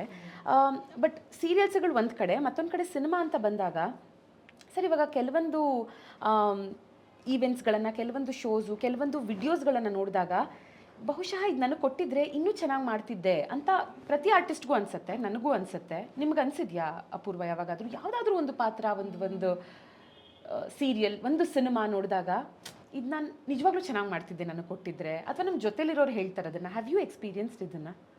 ಹಾ, ಅಂದ್ರೆ ನನಗೆ ಹಂಗ ಅನ್ಸಿಲ್ಲ. ಅಂದ್ರೆ ನಾನು ಚೆನ್ನಾಗಿ ಮಾಡ್ತಿದ್ದೆ ಅಂತ ಹಂಗಲ್ಲ, ಬಟ್ ನನಗೆ ಬಂದಿದ್ರೆ ಚೆನ್ನಾಗಿರ್ಬೋದಾಗಿತ್ತು, ನನಗೆ ಒಳ್ಳೇದಾಗ್ತಿತ್ತು ಅಂತ. ಯಾವುದು ರೀಸೆಂಟಾಗಿ ಯಾವುದಕ್ಕೆ, ಯಾವ ಒಂದು ಪಾತ್ರ ಅಥವಾ ಸಿನಿಮಾ ನೋಡಿದಾಗ ನಿಮ್ಗೆ? ಆನೆಸ್ಟ್ಲಿ ಸೇಯಿಂಗ್, ಪ್ರಾಬ್ಲಿ ನಾನು ಎಲ್ಲೂ ಹೇಳಿಲ್ಲ, ಬಟ್ ಸಪ್ತಸಾಗರದಾಚೆ ಎಲ್ಲೋಗೆ ಸೆಕೆಂಡ್ ಪಾರ್ಟಿಗೆ ನಾನು ಆಡಿಷನ್ ಕೊಟ್ಟಿದ್ದೆ. ಕಾರಣಾಂತರಗಳಿಂದ it did not work out. But ನಂಗೆ ತುಂಬಾ ಮನ್ಸಲ್ಲಿ ಉಳಿದಿತ್ತು, ನಂಗೆ ಅದು ಬೇಕಿತ್ತು. ಐ ನೀಡೆಡ್ ದ್ಯಾಟ್ ನಾವು, ಅಂದ್ರೆ that break I needed it ಅಂತ. ಮತ್ತೆ ಆ ಕ್ಯಾರೆಕ್ಟರಿಗೆ ನಾನು ಅಂದ್ರೆ ಆಡಿಷನ್ ಕೊಟ್ಟು ಬಂದಿದ್ದ ದಿನ ತುಂಬಾ ಪಾಸಿಟಿವ್ ಆಗಿ ಅನ್ಸ್ತಿತ್ತು. I thought okay, I got it ಅನ್ನೋ ತರ. ಅದೇನೋ ಫಾರ್ ಸಮ್ ರೀಸನ್ ಅದು ತಲೆ ಫಿಕ್ಸ್ ಆಗಿ ಹೋಗಿದ್ದೆ, ಇಲ್ಲ ಇದಾಗುತ್ತಿದ್ದು ಅಂತ. But they are kind enough to at least let me know. ನನಗೆ ಅವ್ರು ಹೇಳಿದ್ರು ಇದಾಗಲ್ಲ, I am sorry not this time ಅಂತ. ಎಷ್ಟೊಂದು ಜನ ಹೇಳುವಿರಲ್ಲ, so I really respect the team. But ಅದು ಮಾಡಬೇಕಿತ್ತು ಅಂತ ತುಂಬ ಅನಿಸಿತ್ತು. ಬಟ್ ಐ ಥಿಂಕ್ ಎಲ್ಲಾನು ಐ ಫೀಲ್ ಎಲ್ಲ ಒಳ್ಳೇದಕ್ಕೆ ಆಗುತ್ತೆ. ಕಡಿಮೆ ಅಂದರೆ ನನ್ನ ಜರ್ನಿನಲ್ಲಿ ಪ್ರೋಗ್ರೆಸ್ ಸ್ಲೋ ಆಗಿ ಆಗ್ತಿದೆ, ಬಟ್ ಐ ಫೀಲ್ ನಾನು ಹೇಗೆ ಅನ್ಕೊಂಡಿದ್ದೀನೋ ಅದೇ ಪಾತಲ್ಲೇ ಬರ್ತಿದ್ದೀನಿ ಅನ್ನೋ ಒಂದು ಸಮಾಧಾನ ಇದೆ ನನಗೆ. Lovely lovely. ಸರ್, ನಿಮಗೆ ಆ ಥರದ್ದು ಯಾವುದಾದ್ರೂ ನೀವಿರಬಹುದು, ನಿಮ್ಮ ವೈಫ್ ಹೇಳಿರೋದಿರ್ಬೋದು, ನೋಡಿ ಇದು ನೀವು ಮಾಡಿದರೆ ಚೆನ್ನಾಗಿದ್ದಿರೋದು ಅಂತ? ಇಲ್ಲ, ಆ ಥರದ್ದು ಡಿಸ್ಕಷನ್ ಆಗಿಲ್ಲ. ಬಟ್ ನನಗೆ ವ್ಯಕ್ತಿಗಳನ್ನ ನೋಡಿ ನಾನು ಈ ಥರ ಆಗಬೇಕು ಅಂತ ಇಷ್ಟಪಟ್ಟಿದ್ದಿದೆ. ಅದು ಆ್ಯಕ್ಚುಲಿ ನನಗೆ ಒಂದು ಹೋಪ್ ಹೊಟ್ಟೋಗಿತ್ತು. ಅಂದರೆ ಹೋಗ್ತಾ ಹೋಗ್ತಾ ಓಕೆ ಇದು ಇನ್ನೇನು ಆಗಲ್ಲ ಅಂತ. ನಾನು ಯಾವಾಗ ಇರ್ಫಾನು ಮತ್ತು ನವಾಸುದ್ದೀನ್ ಸಿದ್ದಿಕಿ ನೋಡಿದೆ, I started feeling myself in their shoes. Oh, ಇದು ಆ್ಯಕ್ಚುಲಿ ನಾನು ಮಾಡಬೇಕಾಗಿರೋದು. Then I started hunting for such characters. ಈ ಥರದ್ದು ಬರಬೇಕು, ಈ ಥರದ್ದು ಅದು ಹೇಳ್ತಾರೆ ಗೊತ್ತಾ, ಅಂದರೆ ಅಂದ್ಕೊಳ್ತಾ ಇರಬೇಕು ಅಂತ. ನಾನು ಅದನ್ನು ಅವರಿಬ್ಬರನ್ನ ನೋಡಿ ದೆನ್ ಐ ಸ್ಟಾರ್ಟೆಡ್ ಫೀಲಿಂಗ್ ಇಲ್ಲ, ನಾವು ಯಾವತ್ತೂ ಸಾಯಲ್ಲ ನಾವು ಅಂತ. ಬಿಕಾಸ್ ಅವ್ರು ಮಾಡಿರುವಂಥ ಪಾತ್ರಗಳು ಇಡೀ ಇಂಡಸ್ಟ್ರಿ ದಿಕ್ಕನ್ನೇ ಬದಲಾಯಿಸ್ಬಿಟ್ರು ಅವರಿಬ್ಬರು ಆ್ಯಕ್ಚುಲಿ. ಆ್ಯಂಡ್ ಅಂದರೆ ಎಸ್ಪೆಷಲಿ ನಾನು ಯಾವತ್ತೂ ಕಮರ್ಷಿಯಲ್ ಹೀರೋ ಆಗಬೇಕು, ನಾನು ಫೈಟ್ ಮಾಡಬೇಕು, ಡಾನ್ಸ್ ಮಾಡಬೇಕು ಅದೆಲ್ಲ ಇರಲಿಲ್ಲ ನನಗೆ. I just wanted to be an actor, performer ಆಗಬೇಕು ಅಂತ ಆಸೆ ಇತ್ತು. ಸೊ ಅದಕ್ಕೆ ತಕ್ಕಂಗೆ ಏನು ಸಿಗುತ್ತೋ ಅದನ್ನು ನೋಡ್ಕೊಂಡು ತೊಗೋತದೆ. ಇದರಲ್ಲಿ ಒಂದಷ್ಟು ಬಿಟ್ಟಿದ್ದು ಇದೆ. ಸುಮ್ಮನೆ ಬನ್ನಿ ಸರ್ ಇದು ಹಿಂಗಿರುತ್ತೆ ಸರ್, ಈ ಥರ ಸರ್ ಅಂದರೆ ಇಲ್ಲ ಸರ್ ಅದೇನೋ ಹೇಳ್ಬಿಟ್ಟು ಕತೆ ಹೇಳ್ಬಿಟ್ಟು ಕಳಿಸ್ತಾ ಇದ್ದೆ, ಆ ಥರನೂ ಇದೆ. ಬಟ್ ಈ ಇಬ್ಬರು ಆ್ಯಕ್ಟರ್ಸು ನನಗೆ ನನ್ನ ಪ್ರೊಫೆಷ್ನಲ್ ಲೈಫಲ್ಲಿ ತುಂಬ ಇಂಪ್ಯಾಕ್ಟ್ ಮಾಡಿರೋದು. ಆ್ಯಕ್ಚುಲಿ ನಾನು ಹೆಂಡತಿಗೆ ಅದನ್ನು ಹೇಳ್ತಾನೆ ಇರ್ತೀನಿ, ಏನೋ ಒಂದು ನಾನು ಅದನ್ನೇ ಹೇಳ್ತಾ ಇರ್ತೀನಿ, ನಂದು ಅಂತ ಒಂದು ಪ್ಲೇಸ್ ಇದೆ ಕಣ ಇಂಡಸ್ಟ್ರಿಲಿ ಅಂತ, ಅದು ಯಾವಾಗ ಸಿಗುತ್ತೋ ಅಂತ ತಮಾಷೆ ಮಾಡಿ. ಖಂಡಿತ ಅದು ನಿಜವಾಗ್ಲೂ ಖಂಡಿತ ಫೀಲ್. ನನಗಂತೂ ಪರ್ಸ್ನಲಿ ಅದು ಬಹಳ ಫೀಲ್ ಆಗುತ್ತೆ. ಅವ್ರ ಆ್ಯಕ್ಚುಯಲ್ ಪೊಟೆನ್ಷಿಯಲ್ ಇದೆಯಲ್ಲ, ದಟ್ ಈಸ್ ಅನ್ಟ್ಯಾಪ್ಡ್ ಸ್ಟಿಲ್. ನಿಜವಾಗ್ಲೂ ಅದು ಪ್ರಾಬ್ಲಿ ಇನ್ನೂ ಭಾಳಷ್ಟು ಒಳ್ಳೆ ಡೈರೆಕ್ಟರ್ಸ್. Exactly sir. ಯಾಕಂದರೆ ಹನುಮಂತನಿಗೆ ಅವನು ಗೊತ್ತಿಲ್ಲ ಅವ್ನ ಪವರ್ ಏನಿದೆ ಅಂತ, ಅದನ್ನ ಬಂದು ಹೇಳೋರೊಬ್ರು ಬೇಕಲ್ಲ ಸರ್, ರೈಟ್? ಇವರಲ್ಲಿ ಎಷ್ಟೇ ಆ ಕೆಪಾಸಿಟಿ ಇದ್ರು, ಟ್ಯಾಲೆಂಟ್ ಇದ್ರು, ಹಿ ನೋಸ್ ಅಫ್ಕೋರ್ಸ್ ಅವ್ರ ಸುತ್ತಲೂ ಇರೋರ್ಗೆ ಅದು ಗೊತ್ತಿರಬಹುದು, ಅದನ್ನ ಬಂದು ಟ್ಯಾಪ್ ಮಾಡುವಂಥ ಒಬ್ಬ ಒಳ್ಳೆ ಡಿರೆಕ್ಟರ್ ಕೂಡ ಬೇಕಾಗುತ್ತೆ. ಆ್ಯಂಡ್ ನೀವು ಮೆನ್ಷನ್ ಮಾಡಿದಾಗ ನನಗೆ ಒಂದೇನು ನೆನಪಾಯ್ತು ಅಂದರೆ, ಒಂದು ವಿಡಿಯೋ ಬಹಳ ವೈರಲ್ ಆಯಿತು, ಇದ್ರ ಕಾಂಟೆಂಟ್ ನನಗೆ ತುಂಬ ಇಷ್ಟ ಆಯಿತು. ಒಂದು ಇಂಟರ್ವ್ಯೂನಲ್ಲಿ ಒಂದು ಚಿಕ್ಕ ಹುಡುಗಿನ ಹೋಸ್ಟ್ ಕೇಳ್ತಾರೆ, ದಟ್ ದೂರದಲ್ಲಿ ಅವ್ರ ತಂದೆನ ತೋರಿಸಿ, ಇಸ್ ಯೋರ್ ಫಾದರ್ ಅಂತ. Is not just a father, he's my dad, anybody can be a father ಅಲ್ವಾ? ಫಾದರ್ ಯಾರು ಬೇಕಾದರೂ ಆಗ್ಬೋದು, but to be a dad it takes something ಅಂತ. ಅದೇ ಥರ ಆ್ಯಕ್ಟರ್ ಯಾರು ಬೇಕಾದರೂ ಆಗ್ಬೋದು, but to be a performer it takes something. And sir, you are a performer. Thank you. And ನನಗೇನು ಅನ್ಸುತ್ತೆ ಗೊತ್ತಾ, ಸಿ ಐ ಫೀಲ್ ಕನ್ನಡ ಅಂದರೆ ನಮ್ಮ ಜನ ಅಥವಾ ಡೈರೆಕ್ಟರ್ಸ್ ಆಗಿರ್ಬೋದು, ಇಂಡಸ್ಟ್ರಿ ಆಗಿರ್ಬೋದು, ನಾವೆಲ್ಲ ಬೇರೆ ಭಾಷೆನಲ್ಲಿ ಬರುವಂಥ ಈ ಥರ ಆಕ್ಟರ್ಸ್ ಬಗ್ಗೆ ತುಂಬಾ ಪ್ರಸ್ತಾಪ ಮಾಡ್ತೀವಿ. As directors, as producers, as big banner production houses, they talk about Irfan Khan being ಒಂದು ಸಿಕ್ಕಾಪಟ್ಟೆ ಇದು. ಬಟ್ ಇಲ್ಲಿ ಆ ಥರ ಕ್ಯಾರೆಕ್ಟರ್ಸ್ನ ಹೀರೋ ಮಾಡಲಿಕ್ಕೆ ತುಂಬಾ ಹೆದರ್ಕೋತಾರೆ. ಆ ಥರ ಕತೆಗಳನ್ನ ಬರೆಯೋದಕ್ಕೆ, ಆ ಥರ ಹೀರೋ ಸೆಂಟ್ರಿಕ್ ಅಥವಾ ಕ್ಯಾರೆಕ್ಟರ್ ಸೆಂಟ್ರಿಕ್ ಕತೆಗಳನ್ನ ಬರೆಯೋದಕ್ಕೆ ತುಂಬಾ ಹೆದರ್ಕೋತಾರೆ. And I don't know where, ಯಾಕೆ, why is that a hindrance ಯಾಕಿದೆ ನಮ್ಮಲ್ಲಿ? ಕರೆಕ್ಟ್. ಸೌತ್ ಅಲ್ಲೇ ಬೇರೆ ಲ್ಯಾಂಗ್ವೇಜಸ್ ಅಲ್ಲಿ ವಿ ಕ್ಯಾನ್ ಅಕ್ಸೆಪ್ಟ್, ಯುನೋ ತಮಿಳಲ್ಲಿ ಅವ್ರು ಬಂದ್ರು, ಅವ್ರಿಗೆ ಅಷ್ಟು ವಯಸ್ಸಾಗಿರೋ ನೋಡಿದ್ರ ಅವ್ರು ಹೆಂಗೆ ಯುನೋ ಅವ್ರ ಕ್ಯಾರೆಕ್ಟರ್ನ ಎತ್ತಾಡಿಸ್ತೀವಿ, ಹೊಗಳ್ತೀವಿ. ಬಟ್ ನಮ್ಮಲ್ಲೇ ಬಂದಾಗ we still want you know hero to be a college kid. ಒಂದ್ ಚಿಕ್ಕ ಹುಡುಗಿನ ಏನೋ ಚುಡಾಯಿಸ್ಕೊಂಡು ಆಟ ಆಡ್ಕೊಂಡು ಡ್ಯಾನ್ಸ್ ಮಾಡ್ಕೊಂಡು ಅದೇ ತರ ಇರೋನೇ ಯಾಕೆ ಹೀರೋ ಆಗ್ತಾನೆ? ನಮ್ಮನೇಲಿ ನಮ್ಮ ಅಣ್ಣಂದ್ರು, ದೊಡ್ಡಪ್ಪಂದ್ರು, ಚಿಕ್ಕಪ್ಪಂದ್ರು, ಅಪ್ಪಂದ್ರು, ಕರೆಕ್ಟ್, ನಾವುಗಳು ಹೀರೋಗಳೇ ಅಲ್ವಾ? ಐ ಮೀನ್ ಅವ್ರವ್ರ ಕತೆನಲ್ಲಿ ಅವ್ರವ್ರ naturally we are the heroes and heroines of our life. ಆ ಥರ ಕತೆಗಳು ನಾವು ಯಾಕೆ ಬರೆಯಲ್ಲ? ಯಾಕೆ ಬರೆದ್ರು ಯಾಕೆ ಪ್ರೊಡ್ಯೂಸರ್ ಇನ್ವೆಸ್ಟ್ ಮಾಡಲ್ಲ? ಆ ಥರದ್ದು ಒಂದು ಎಕ್ಸಾಂಪಲ್ ನಮ್ಮ ಕನ್ನಡದಲ್ಲಿ ನನಗೆ ನೀವು ಹೇಳ್ದಂಗೆ ಅದ್ಭುತವಾದ ಸಿನಿಮಾ, ಪಾತ್ರಗಳು, ಕಥೆ, ಗೋಧಿ ಬಣ್ಣ ಸಾಧಾರಣ ಮೈಕಟ್ಟು. ಅದರಲ್ಲಿ ನನಗೆ ನಿಜವಾಗ್ಲೂ ಅನಂತ್ನಾಗ್ ಸರ್ ಪಾತ್ರ ನೋಡಿದ್ಮೇಲೆ ಅವ್ರ ಹತ್ರ ಇರ್ಬೋದು, ಗಾಯತ್ರಿ ಮೇಡಮ್ ಹತ್ರ ಮಾತಾಡುವಾಗ ಐ ಹ್ಯಾಡ್ ಟೋಲ್ಡ್ ಮೇಡಮ್ ಇದಕ್ಕೆ ನ್ಯಾಷನಲ್ ಅವಾರ್ಡ್ ಬರ್ದಿದ್ರೆ ಕೇಳಿ ಅಂತ. Because we all had that hopes and irrespective of that ಆ ಏಜ್ ಅಂತ ನೋಡಿದಿರ ಅವ್ರಿಗೆ ಮುಖ್ಯವಾದ and he truly deserves it in every single way. And I feel ಇವ್ರಿಗೆ ಇನ್ನೂ ಯಾಕೆ ಹೆಚ್ಚೆಚ್ಚು ಪಾತ್ರಗಳನ್ನ ಬರೀತಾ ಇಲ್ಲ ಅಂತ. ಆ್ಯಂಡ್ ಚೀನಿಕಮ್ ಎಂಥ ಅದ್ಭುತವಾದ ಸಿನಿಮಾ. ಈ ಥರದ ಯುನೀಕ್ ಆಗಿರೋ ಸಬ್ಜೆಕ್ಟ್ಸ್ನ ಕೊಡಬೇಕು. ನನ್ನ ಕನಸು ಆಲ್ಸೋ ನಂಗೆ it's one of my favourite films. Prakash Raj ಅವರು ಐ ಥಿಂಕ್ ಕಿಲ್ಡ್ ಇಟ್. ಆ ಥರ ಅಂದ್ರೆ ಅಪ್ಪ ಇಸ್ ಅ ಹೀರೋ ಅನ್ನೋದನ್ನ ಎಷ್ಟು ಅಲ್ಲಿ it's not like you know is some 23-year-old college fellow who's running around. So I think ಆ ಥರ ಕಥೆಗಳ ಮೇಲೆ ಪ್ರೊಡಕ್ಷನ್ ಹೌಸ್ ಸ್ವಲ್ಪ ಧೈರ್ಯ ತೋರಿಸಿ ಇನ್ವೆಸ್ಟ್ ಮಾಡಬೇಕು. Because that is what I think Kannada ಸಿನಿಮಾನ ಬೇರೆ ಉತ್ತುಂಗಕ್ಕೆ ತಗೊಂಡು ಹೋಗೋದಕ್ಕೆ ಈ ಥರ ಕಥೆಗಳ ಬೆಂಬಲ ಬೇಕು. ಕರೆಕ್ಟ್. ಬೇಸಿಕ್ಲಿ ನಾನು ಹೇಳಿದ್ದು ಅಂದ್ರೆ ಈಗೇನೀಗ ನಿಮ್ಮ ವಸ್ತುಗಳಿಗೆ ನೀವೇ ಜವಾಬ್ದಾರರು. ಈ ಥರದ ಈ ಜಾನರಿನ ಸಿನಿಮಾಗಳು, ಈ ಥರದ ಟ್ರೀಟ್ಮೆಂಟ್ ಇರೋವಂಥ ಸಿನಿಮಾಗಳು ಬ್ಯಾಕ್ ಟು ಬ್ಯಾಕ್ ಒಂದು 3-4 ಹಿಟ್ ಆಗಿಬಿಟ್ರೆ ದೆನ್ ದಿಸ್ ವಿಲ್ ಸ್ಟಾರ್ಟ್. ಅಂದರೆ ಒಂದು ಟೈಮಲ್ಲಿ ಈಗ ಮುಂಗಾರು ಮಳೆ ಮತ್ತು ದುನಿಯಾ ಬ್ಯಾಕ್ ಟು ಬ್ಯಾಕ್ ಹಿಟ್, ಅಲ್ಲಿಂದ ಒಂದು ಎರ ಶುರು ಆಯ್ತಲ್ಲ. ಅದು ವೆರಿ ಅನ್ಫಾರ್ಚುನೇಟ್ಲಿ ಅದು ನಮ್ಮ ಕನ್ನಡದಲ್ಲಿ ಆಗ್ತಾ ಇಲ್ಲ.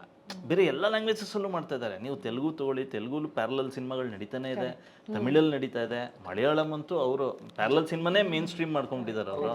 ಆ್ಯಂಡ್ ಹಿಂದಿಲೂ ಕಂಟಿನ್ಯೂಸ್ ನಡೀತಾ ಇದೆ, ಆ್ಯಂಡ್ ಸೀರೀಸ್ OTT ಪ್ಲ್ಯಾಟ್ಫಾರ್ಮಲ್ಲಿ ನಡೀತಾ ಇದೆ. ಬಟ್ ಕನ್ನಡದಲ್ಲಿ ಅದು ಆಗ್ತಾನೆ ಇಲ್ಲ. ಈಗಲೂ ಅಲ್ಲೇ ಸ್ಟ್ರಕ್ ಆಗಿದ್ದೀವಿ ಅಂತ ಅನಿಸುತ್ತೆ ನನಗೆ. ಅಂದರೆ ಸಿನಿಮಾ ಅಂದರೆ 5 ಸಾಂಗು, ಒಂದು 4 ಫೈಟು, ಅಲ್ಲೇ ಸ್ಟ್ರಕ್ ಆಗಿದ್ದೀವಿ ಅಂತ. ಆ ಫಾರ್ಮುಲಾಯಿಂದ ಯಾಕೆ ಆಚೆ ಬರ್ತಾ ಇಲ್ಲ ಅನ್ನೋದೊಂದು. ಸರ್ ಆಲ್ಸೋ ಐ ಥಿಂಕ್ ಇವಾಗ ಏನಾಗಿದೆ, ಜನರಿಗೆ ಒಂದು ಅದ್ಭುತವಾಗಿರೋದನ್ನ ಕೊಟ್ಟು ಸುಮಾರಾಗಿರೋದು ಕೊಟ್ಟರೆ ತಗೊಳ್ಳಲ್ಲ. ಎಕ್ಸ್ಪೀರಿಯನ್ಸ್ ವೈಸ್ ಅಂತ ತಗೊಂಡಾಗ ಎಕ್ಸಾಂಪಲ್ ನಮ್ಮ ಕನ್ನಡದೇ ತಗೋಬೇಕಂದ್ರೆ ಕಾಂತಾರ. ಆ ಕ್ಲೈಮ್ಯಾಕ್ಸ್ನ ನೋಡಿದ್ಮೇಲೆ ಇನ್ಯಾವುದೇ ಸಿನಿಮಾದಲ್ಲಿನೂ ಸುಮಾರಾಗಿರೋ ಕ್ಲೈಮ್ಯಾಕ್ಸ್ ಜನ ಅಂದರೆ ಅವ್ರಿಗೊಂದು ವಾವ್ ಫ್ಯಾಕ್ಟರ್ ಬೇಕು. ಅದು ಇದು ಎಕ್ಸ್ಪೆಕ್ಟ್ ಮಾಡಿರಲಿಲ್ಲ. ಇವಾಗ ಏನಂದರೆ ಜನನೇ ಹೇಳ್ತಾ ಹೋಗ್ತಾರೆ ನೆಕ್ಸ್ಟ್ ಏನಾಗುತ್ತೆ. ಇಲ್ಲ ಆ ಥರ ಒಂಥರ ನಾವು ಪ್ರೆಡಿಕ್ಟ್ ಮಾಡಬಹುದು ಅನ್ನೋ ಥರ ಇರುತ್ತೆ. ಇಲ್ಲದೇ ಇದ್ರೆ ನಮ್ಗೆ ಅರ್ಥವೇ ಆಗಲ್ಲ ಸಿನಿಮಾ. ಆ ಥರ ಇರುತ್ತೆ. ಆ ಎರಡರ ಮಧ್ಯದ ಒಂದು ರೂಟ್ನ ನಾವು ಕಂಡುಕೊಳ್ಳೋದು is very very important.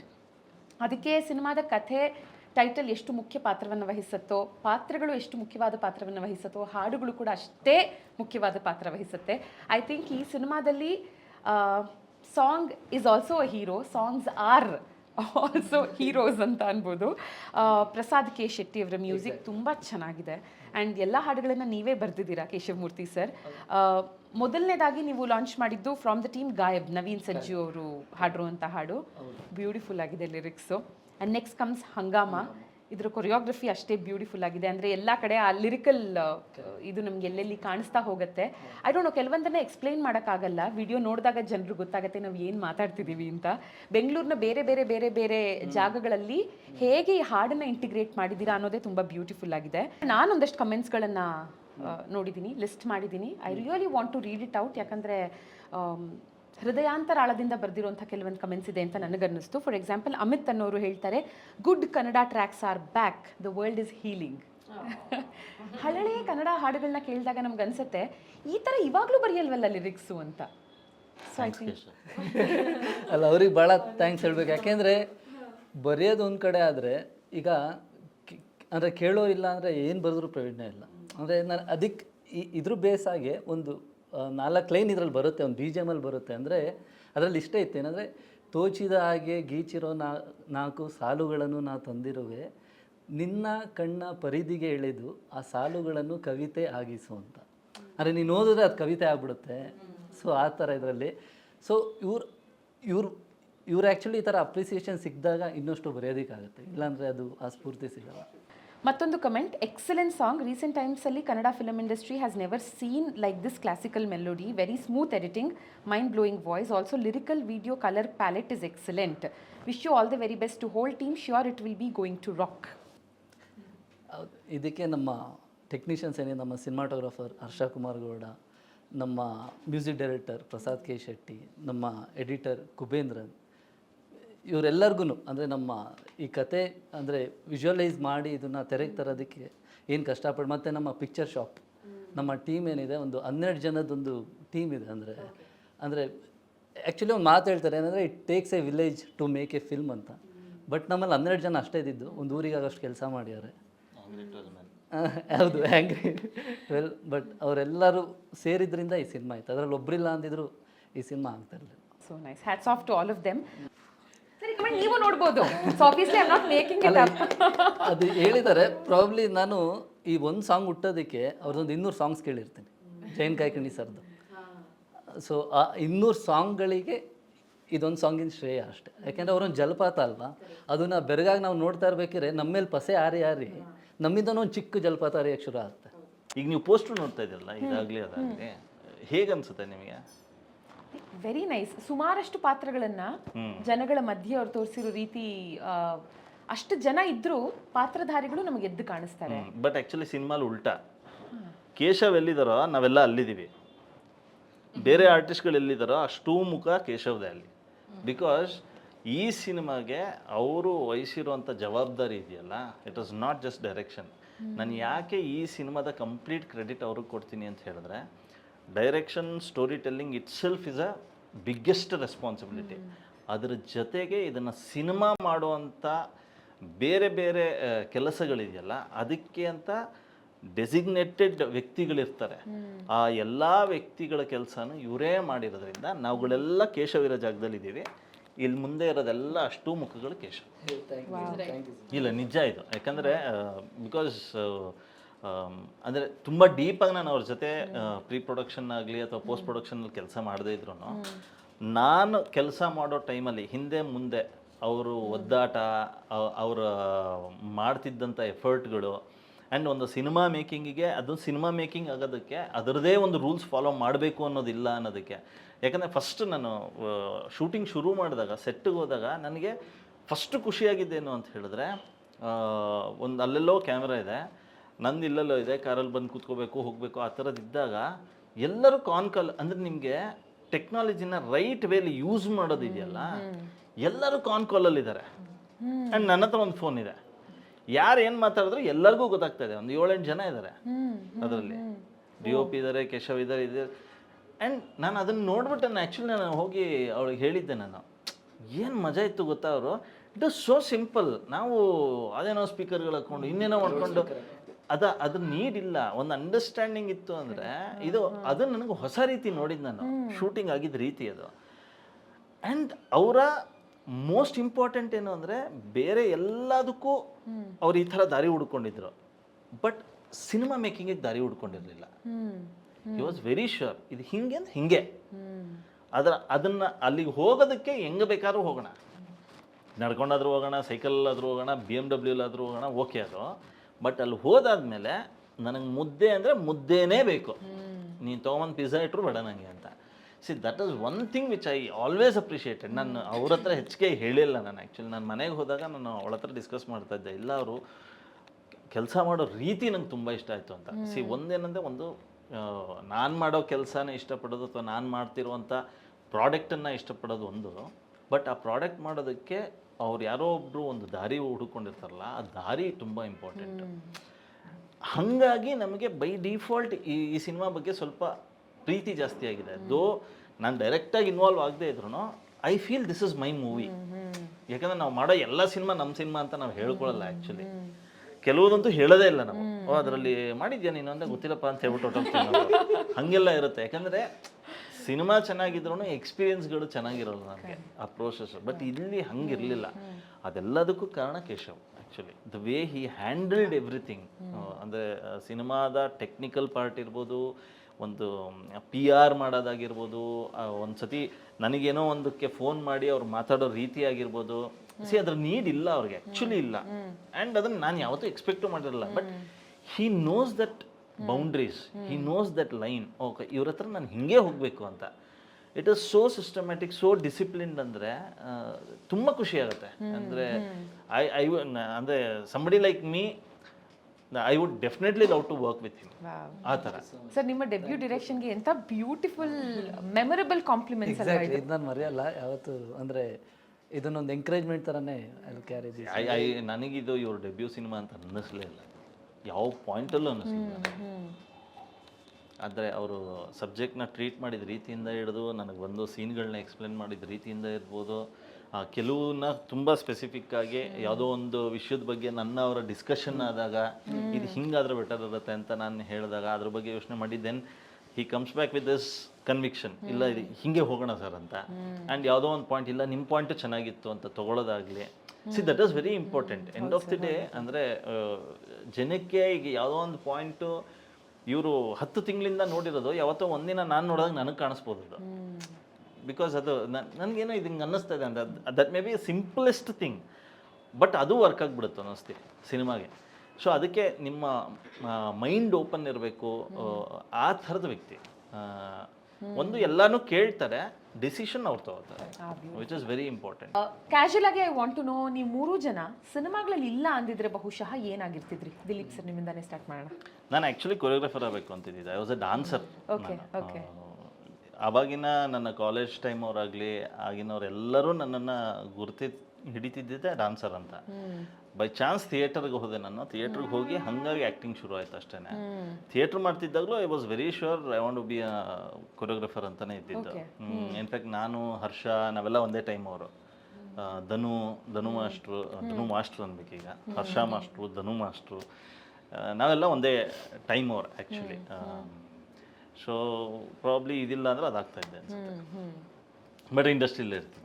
Okay sir, ಇವಾಗ ಆಬ್ವಿಯಸ್ಲಿ ಫನ್ನಿ ಫ್ಯಾನ್ ಎನ್ಕೌಂಟರ್ ಆಗೇ ಇರುತ್ತೆ. I would like to narrate ಒಂದು, ಸೊ ದಟ್ ನಿಮ್ಗೆ ಅದರಿಂದ ಒಂದು ಕ್ಲೂ ಸಿಕ್ ಏನಾರು ಹೇಳ್ಬೋದಾ ಅಂತ. ನಿಮ್ಮ ಶೋ ನಾನು ರೆಗ್ಯುಲರಾಗಿ ಕೇಳ್ತೀನಿ ರೇಡಿಯೋದಲ್ಲಿ, ನಂಗೆ ಸಖತ್ ಇಷ್ಟ. ನೀವು ಥ್ಯಾಂಕ್ ಯು. ನಿಮ್ಮ ಹೆಸರೇನು ಹೇಳಿ ಆಯಿತಾ? ಸೊ ದಿಸ್ ಇಸ್ ನನ್ನ ಫನ್ನಿ ಎನ್ಕೌಂಟರು. ನೀವು ಹೇಳಿ ಸರ್. ಆ್ಯಕ್ಚುಲಿ ಏನಂದರೆ ನನಗೆ ಇಷ್ಟು ಈಸಿಯಾಗಿ ಬಂದು ಮಾತಾಡಲ್ಲ ನನ್ನ ಹತ್ರ. ಓಕೆ. ತುಂಬ ಜನ ಹೇಳೋದು ಭಯ ಆಗುತ್ತೆ ಅಂತ. ಓಕೆ. He looks very ಇಷ್ಟ. ನಾನು ತುಂಬಾ ಸೀರಿಯಸ್ ಪರ್ಸನಾಲಿಟಿ ಅನ್ನಿಸ್ತೀರಾ ಸರ್? ನಿಮಗೂ ಅನ್ಸುತ್ತಾ? ಅಲ್ಲ ವಿಜುವಲಿ, ಬಟ್ ನೀವು ಅಂದ್ರೆ ಬಹಳಷ್ಟು ಅಕಾಮಿಡೇಟ್. ಬಟ್ ತುಂಬ ಈಸಿಯಾಗಿ ಯಾರೂ ಬಂದು ಮಾತಾಡಲ್ಲ ನನ್ನ ಹತ್ರ.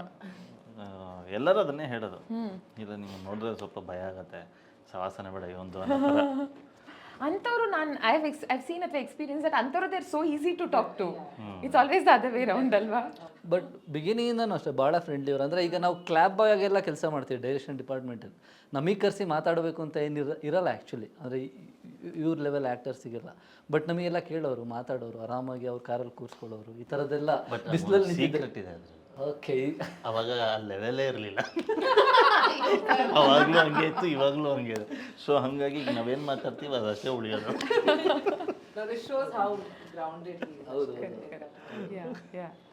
ಸೊ ಅಪೂರ್ವ, ಸಿನಿಮಾದಲ್ಲಿ ಇಲ್ಲದೆ ಇದ್ದಿದ್ರೆ ನೀವೇನಾಗಿರ್ತಿದ್ರಿ? ಬಹುಶಃ ನಾನು ಸೈಕಾಲಜಿ ಪರ್ಸೂ ಮಾಡ್ತಿದ್ದೆ ಅನ್ಸುತ್ತೆ. ನಾನು ಓದಿದ್ದೆ ಮಾಸ್ಟರ್ ಡಿಗ್ರಿನಲ್ಲಿ, ಬಹುಶಃ ಅದನ್ನು ತಗೊಳ್ತಿದ್ದೆ ಅನ್ಸುತ್ತೆ. ನಂಗೆ ಈಗಲೂ ಅಂದ್ರೆ ತುಂಬಾ ಕಾಂಟೆಂಪ್ಲೇಟ್ ಮಾಡ್ತಿದ್ದೀನಿ, ಓದ್ಬಿಡೋಣ, ಮಾಸ್ಟರ್ ಡಿಗ್ರಿ ಮಾಡ್ಬಿಡ್ಲಾ, ಕ್ಲಿನಿಕಲ್ ಸೈಕಾಲಜಿಸ್ಟ್ ಆಗ್ಬೇಕು ಅಂತ ಆಸೆ ಇತ್ತು ನನಗಿಂತ ಜಾಸ್ತಿ. ನಮ್ಮ ತಂದೆಗೆ ಇತ್ತು. ಸೊ ಆಗತ್ತಾ ಇಲ್ಲ ಗೊತ್ತಿಲ್ಲ, ಬಟ್ ಆ ಆಸೆ ಅಂತೂ ಮಾಡಿ. ಇಟ್ಸ್ ನೆವರ್ ಟೂ ಲೇಟ್ ಏನನ್ನೇ ಮಾಡೋದಕ್ಕೂ. ಅಂದ್ರೆ ಅದು you can read minds also. Deal ಮಾಡ್ತಿದೀವಿ ಅಂದಾಗ ನಾನು ಸುಮ್ಮನೆ ಅಂದ್ರೆ ಡಿಸ್ಟೆನ್ಸ್ ಎಜುಕೇಶನ್ ಅಲ್ಲಿ ಓದ್ಕೊಂಡು ಹಂಗಾಗಲ್ಲ. ಇಟ್ ನೀಡ್ಸ್ ದಟ್ ಕರೆಕ್ಟ್ ಒಂದಷ್ಟು ವರ್ಷದ dedication. This point in life ಗೊತ್ತಿಲ್ಲ. ಅಂಡ್ ನಿಮಗೆ ಫನ್ನಿ ಫ್ಯಾನ್ ಎನ್ಕೌಂಟರ್ ಆಗಿದೆಯಾ? Something very similar. ಏನಾಗಿತ್ತು ಅಂದ್ರೆ ನಾವು ಎಲ್ಲೋ ಒಂದು ಸಣ್ಣ ಕೆಫೆನಲ್ಲಿ ಕೂತಿದ್ದೆ, ಬಂದು ಫುಲ್ ಇಡೀ ಗ್ರೂಪ್ ಅವರೆಲ್ಲ ಅಂದ್ರೆ ಕೆಲ್ಸಕ್ಕೆ ಹೋಗೋರು, ಫ್ರೆಂಡ್ಸ್ ಏನೋ ಕಲೀಗ್ಸ್ ಎಲ್ಲ ಬಂದು ಫೋಟೋ ಎಲ್ಲ ತೆಗೆಸ್ಕೊಂಡ್ಬಿಟ್ರು. ದೆನ್ ದೇ ಮಿಸ್ಟುಕ್ ಮೀ ಫಾರ್ ಸಂಯುಕ್ತ ಹೊರನಾಡು. ಅವರು ಅನ್ಕೊಂಡ್ಬಿಟ್ಟು ನಿಮ್ಮನ್ನ ನಾನು ಯಾವ್ದು ದಿಗಂತ್ ಜೊತೆ ಮಾಡಿದ್ರಲ್ಲ ಯಾವ ಸಿನಿಮಾದು, ಮನಸಾರೇನ ಅಲ್ಲ, ಇದು ಹಾಗೆ ಸುಮ್ಮನೆ ಲೈಫು ಇಷ್ಟೇನೆ. ಲೈಫು ಇಷ್ಟೇನೆ ನಾನು ನೋಡಿ ಲೈಫು ಇಷ್ಟೇನೆ ಬಂದಾಗ ನಾನು ಆಕ್ಟಿಂಗೇ ಮಾಡ್ತಿರ್ಲಿಲ್ವಲ್ಲ ಅಂತ ನಾನು ಇದೇನಾಗಿ ಎಕ್ಸ್ಪ್ಲೇನ್ ಹೌದು ಥ್ಯಾಂಕ್ಸ್ ಓಕೆ ಅಂತ ಕಳ್ಸು. ನನ್ನ ಜೊತೆಗಿದ್ದು ಅಲ್ಲ ನಿನ್ ಹೆಸರೇ ಗೊತ್ತಿಲ್ಲ, how can you mistake you, photo ಹಾಕೊಟ್ಟೆ ನೀವು, ಏನಿದೆ ಕಳ್ಕೊಳ್ಳೋಕೆ, ಇಟ್ಸ್ ಓಕೆ. ಐ ಮೀನ್ ಲೈಫಲ್ಲಿ ನೆರೇಟಿವ್ ಮೊಸಾಕ್ ಎಕ್ಸ್ಪೀರಿಯನ್ಸ್ ಏನೋ ಆಗ್ತಾ ಇರುತ್ತೆ. ಸರ್, ನೀವು ಆಫ್ಟರ್ 15-16 ಇಯರ್ಸ್ ಇಂಟು ಮೀಡಿಯಾ, ಇವಾಗ if you left to think ಇದನ್ನ ಬಿಟ್ಟು ಇನ್ನೇನಾದ್ರೂ ಮಾಡೋದಿದ್ದಿದ್ರೆ ಏನು ಮಾಡಿರ್ತಿದ್ರಿ? ನಿಜವಾಗ್ಲೂ ನನಗೆ ಏನೋ ಒಂದು ಸರ್ವೈವ್ ಆಗೋದಕ್ಕೆ ಒಂದು ಆರ್ಟ್ ಜಾಬ್ ಮಾಡ್ತಾ ಇರ್ತಿದ್ದೆ. ಬಟ್ ಇಷ್ಟು ಡಿಸಿಪ್ಲಿನ ನಾನು ಬೇರೆ ಏನೂ ಮಾಡಲ್ಲ ಲೈಫಲ್ಲಿ. ಅಂದರೆ ಈವನ್ ಸೆಟ್ಟಲ್ಲಿ ನಾನು ಇರೋದೇ ಬೇರೆ ಇರ್ತೀನಿ, ಮನೇಲೇ ಬೇರೆ ಥರ ಇರ್ತೀನಿ. ಅಂದರೆ ಮನೇಲಿ ಭಾಳ ಯೂಸ್ಲೆಸ್ ಥರ ನಿಜವಾಗ್ಲೂ ನನಗೆ ಫೀಲ್ ಆಗುತ್ತೆ. ಈವನ್ ನನ್ನ ವೈಫ್ಗೂ ಅಷ್ಟೇ. Thank you, because I think sir ನಾವು ಅಂತಂದ್ರೆ ನಾವೆಲ್ಲರೂ ಐ ಥಿಂಕ್ ನಾವು ಮನೇಲಿ ಇಲ್ಲಿದ್ದಾಗ ಈ ಇಂಡಸ್ಟ್ರಿ ಅವ್ರದ್ದು ಆಕ್ಚುಲಿ ಕೋರ್ಸ್ ಸತ್ಯ. ಅದು ಹೊರಗಡೆ ಬಂದಾಗ ಗ್ಲಾಸಸ್ ಹಾಕೊಂಡು ಮನೆ ಒಳಗೆ ಹೋದ್ರೆ ನಿಜವಾಗ್ಲೂ ಅದು ಫೀಲ್ ಆಗುತ್ತೆ. ನಾನು ಬೇರೆ ಪರ್ಸನ್ನೇ ಅನಿಸ್ಬಿಡುತ್ತೆ. ಅದು ಸಿನಿಮಾ ಇಲ್ಲ ಅಂದರೆ ನಿಜವಾಗ್ಲೂ ಸರ್ವೈವಿಗೆ ಅಷ್ಟೇ ಏನೋ ಒಂದು ಆರ್ಟ್ ಜಾಬ್ ಮಾಡ್ತಿದ್ದೆ, ಅಷ್ಟು ಬೇರೆ ಬೇರೆ. ಓಕೆ ಓಕೆ ಸರ್ ಸಿನಿಮಾಗೆ ಎಲ್ಲ ಕಡೆ ಪ್ರಶಂಸೆ ವ್ಯಕ್ತವಾಗ್ತಿದೆ ಟ್ರೇಲರ್ಗೆ. ನಮ್ಮ ಧನಂಜಯ್ ಅವರು ಡಾಲಿ ಧನಂಜಯ್ ಅವರು ಸಿನಿಮಾ ನೋಡಿದ್ದಾರೆ, ಬಹಳವಾಗಿ ಮೆಚ್ಕೊಂಡಿದ್ದಾರೆ. ರಾಜ್ ಬಿ ಶೆಟ್ಟಿ ಅವರು ಟ್ರೇಲರ್ನ ಶೇರ್ ಮಾಡಿದ್ದಾರೆ. ಶಿವಣ್ಣ ಅವರ ಪ್ರೊಫೈಲಲ್ಲಿ ಸಹ ನೋಡಿದ್ವಿ ನಾವು. ಸೊ ಎಲ್ಲ ಕಡೆಯಿಂದ ಸಪೋರ್ಟ್ ಬರ್ತಾ ಇದೆ. ಇವಾಗ ಸಿನಿಮಾ ನೋಡಿದವರು, ಟ್ರೇಲರ್ ನೋಡಿದವರು ನಿಮ್ಮ ಹತ್ರ ಪರ್ಸ್ನಲ್ ಆಗಿ ಏನು ಹೇಳಿದ್ದಾರೆ, ಏನಾದರೂ ಹೇಳಿದಾರಾ? ನನಗೆ ಒಂದು ಇಂಪಾರ್ಟೆಂಟ್ ಹೇಳಿ ಲೂಸಿಯಾ ಪವನ್ ಸರ್ ಅವರು ನನಗೆ ಕಳಿಸಿದ ತಕ್ಷಣ ನಾನು ಇಮಿಡಿಯೇಟಾಗಿ ಮೆಸೇಜ್ ಹಾಕಿ ಅಪ್ರಿಷಿಯೇಟ್ ಮಾಡಿ ವಿಶ್ ಮಾಡಿದರು. ಅದು ನನಗೆ ಒಂದು ಬಹಳ ಖುಷಿ ಅನಿಸಿತ್ತು. ಮತ್ತು ಧನಂಜಯ್ ಸರ್ ಆ್ಯಕ್ಚುಲಿ ಸಿನಿಮಾ ನೋಡಿದರು. ನನಗೆ ತುಂಬ ಅನಿಸಿದ್ದದೆ ಅಂದರೆ ಅಷ್ಟು ಬ್ಯುಸಿ ಇರೋ ವ್ಯಕ್ತಿ, ಬಹಳಷ್ಟು ಬ್ಯುಸಿ ಇರ್ತಾರೆ. ಮತ್ತು ಅವರು ಯೋಚನೆ ಶಕ್ತಿನೇ ಬೇರೆ ಥರ. ಅಂದರೆ ಅವರು ಈಗ ನಾನಷ್ಟೇ ಸಿನಿಮಾ ಮಾಡಬೇಕು ಯೋಚನೆ ಮಾಡಲ್ಲ. ನಾನು ಎಷ್ಟು ಸಿನಿಮಾ ಮಾಡಿದ್ರೆ ನಾನು ಎಷ್ಟು ಪರ್ಸೆಂಟ್ ಇಂಡಸ್ಟ್ರಿನ ನಾನು ಸ್ವಲ್ಪ ಬ್ಯುಸಿ ಮಾಡ್ಬೋದು, ಈ ಥರ ಯೋಚನೆ ಮಾಡೋ ವ್ಯಕ್ತಿಗಳು ಅಷ್ಟು ಬ್ಯುಸಿ ಇರ್ತಾರೆ. ಅವರು ನಮ್ಮ ಬಗ್ಗೆ ಇನ್ನೂ ನೆನಪಿಟ್ಕೊಂಡು ಪೋಸ್ಟ್ ಹಾಕಿ ಬೇರೆ ಕಡೆ ಎಲ್ಲ ಹೇಳಿದ್ದಾರೆ ಅವರು. ಆ ಥರದ್ದೆಲ್ಲ ಅದು ಭಾಳ ಖುಷಿ ಅನಿಸುತ್ತೆ. ವ್ಯಾಲಿಡೇಷನ್ ತುಂಬಾ ಇಂಪಾರ್ಟೆಂಟ್ ಆಗುತ್ತೆ. ನಾವು ಹೇಳ್ಕೋಬೋದಾನೆ ಸಿನಿಮಾ ನಂಗೆ ಇಷ್ಟ ಆಗಿದೆ ನಾನು ಮಾಡಿದ್ದೀನಿ ಅಂತ, ಬಟ್ ಯು ಆರ್ ಆಲ್ವೇಸ್ ಮಾಡಿರೋದೇನೇ ಇನ್ನೊಬ್ರು ಅದನ್ನ ನೋಡಿ ಏನ್ ಹೇಳ್ತಾರೆ ಅನ್ನೋದೊಂದು ಇರುತ್ತೆ. ಪ್ರಾಬಬ್ಲಿ ಅದನ್ನ ಅವ್ರು ಔಟ್ ಲೌಡ್ ಹೇಳಲ್ಲ, ಬಟ್ ಇನ್ನೊಬ್ರು ಬಂದು ಚೆನ್ನಾಗಿದೆ ಅಂತಂದಾಗ ದಟ್ ಜನರೇಷನ್ ಆಫ್ ಹ್ಯಾಪಿನೆಸ್ ಇದೆಯಲ್ಲ, ಸೆನ್ಸ್ ಆಫ್ ಟುಗೆದರ್ನೆಸ್. ಓಕೆ, ನಮ್ಮ ಇಂಡಸ್ಟ್ರಿ ನಮ್ಗೆ ಬೆಂಬಲಕ್ಕೆ ನಿಲ್ತಿದಾರಲ್ಲ, ಅಂದ್ರೆ ನಾವೇನೋ ಮಾಡಿದೀವಿ ಚೆನ್ನಾಗಿರೋದು, ಅವ್ರಿಗೆ ಚೆನ್ನಾಗಿ ನಾವು ಮಾಡಿರೋದು ಅವ್ರಿಗೆ ಚೆನ್ನಾಗಿ ಅನ್ನಿಸ್ತಿದೆ ಅಂತ ಗೊತ್ತಾದಾಗ I think we feel much more happier, confident. And ಈ ಥರದ ಸಿನಿಮಾ ಕಮಿಟ್ಮೆಂಟ್ ಅಲ್ಲ ಅವ್ರಿಗೆ. ಕರೆಕ್ಟ್. ಸ್ಟಾರ್ ಸಿನಿಮಾಗಳಾದ್ರೆ ಅದೊಂದು ಕಮಿಟ್ಮೆಂಟ್ ಥರ ನೋಡಾದ್ಮೇಲೆ ಇಲ್ಲ ತುಂಬ ಚೆನ್ನಾಗಿದೆ ಅಂತ ಹೇಳಲೇಬೇಕು ಅಂತ ಇಲ್ಲ, ಅವ್ರು ಹೇಳಲೇಬೇಕು ಅನ್ನೋದಿಲ್ಲ. ಅನ್ಸಿದ್ರೆ ಹೇಳ್ತೀನಿ, ಇಲ್ಲ ಅಂದ್ರೆ ಇಲ್ಲ. ಯಾಕಂದರೆ ನಾವು ಎಕ್ಸ್ಪೆಕ್ಟ್ ಮಾಡೋಕ್ಕಾಗಲ್ಲ ಅವ್ರು ಏನಾರು ಒಳ್ಳೇದೇ ಹೇಳಲಿ ಅಂತ. ಹೇಳಲೇಬೇಕು ಅನ್ನೋದನ್ನು ಎಕ್ಸ್ಪೆಕ್ಟ್ ಮಾಡಲ್ಲ. If they are saying something about the project then definitely ಅದು ಇಷ್ಟ ಆಗಿದೆ ಅಂತ. ಅವರು ಮತ್ತು ಸುಮ್ಮನೆ ಹಾಕಿರಲಿಲ್ಲ, ಆಲ್ ದಿ ಬೆಸ್ಟ್ ಇದೆಲ್ಲ ಹಾಕಿದ್ದವ್ರು. ಅಂದರೆ ನಾನು ಸಿನಿಮಾ ನೋಡಿದ್ದೀನಿ, ಇಟ್ಸ್ ಎ ಮಸ್ಟ್ ವಾಚ್ ಅಂತ ಹಾಕಿದ್ರು. ಅದು ಯಾರ್ಯಾರು ಶೇರ್ ಮಾಡಿದ್ರು ಇಲ್ಲಿವರೆಗೂ ಅಂದ್ರೆ ಸೆಲೆಬ್ರಿಟೀಸ್ ಅಂತ ವಾಟ್ ಯು ಕಾಲ್, ಅವರೆಲ್ಲ ವಿತ್ ಕನ್ವಿಕ್ಷನ್ ಏನಾದ್ರು ಬರ್ದೇ ಹಾಕಿದ್ದಾರೆ. It was not any random share that they did on there profile. ಅದು ತುಂಬಾ ಮ್ಯಾಟರ್ ಆಯ್ತು ನಮಗೆ. ಅಲ್ಲ, ಅದನ್ನೇ ನಾನು ಧನಂಜಯ್ ಅವ್ರದ್ದು ಅವರು ಸ್ಪೆಸಿಫಿಕ್ ಕೆಲವು ಸೀನ್ಗಳನ್ನ ಪಾಯಿಂಟ್ಔಟ್ ಮಾಡಿ ಹೇಳಿದ್ರು. ಆ ಸೀನಲ್ಲಿ ನಿಮ್ಮದು ತುಂಬ ಚೆನ್ನಾಗಿತ್ತು ಪರ್ಫಾರ್ಮೆನ್ಸ್. ಅಷ್ಟು ಅವರು ನೆನ್ಪಿಟ್ಕೊಂಡಿದ್ದಾರೆ ಅಂದರೆ it was not one of the movie ಅದು. ಸೊ ಅಷ್ಟು ಈಸಿಯಾಗಿ, ಯಾಕಂದ್ರೆ ನಾವು ಸಿನಿಮಾ ನೋಡಿ ಬಂದಾದ್ಮೇಲೆ ನೆನಪೇ ಇಟ್ಕೊಳ್ಳಲ್ಲ. ಆದರೆ ಕೆಲವು ಸೀನ್ಗಳು, ಕೆಲವು ಶಾರ್ಟ್ಗಳನ್ನ ನೆನ್ಪಿಟ್ಕೋತೀವಿ ಅಂದರೆ ಅದು ಇಂಪ್ಯಾಕ್ಟ್ ಆಗ್ತಾಯಿದೆ ಅವ್ರಿಗೆ ಅಂತ. ಸೊ ಅದರ ಮೇಲೆ I believe this is a good project ಅಷ್ಟೇ.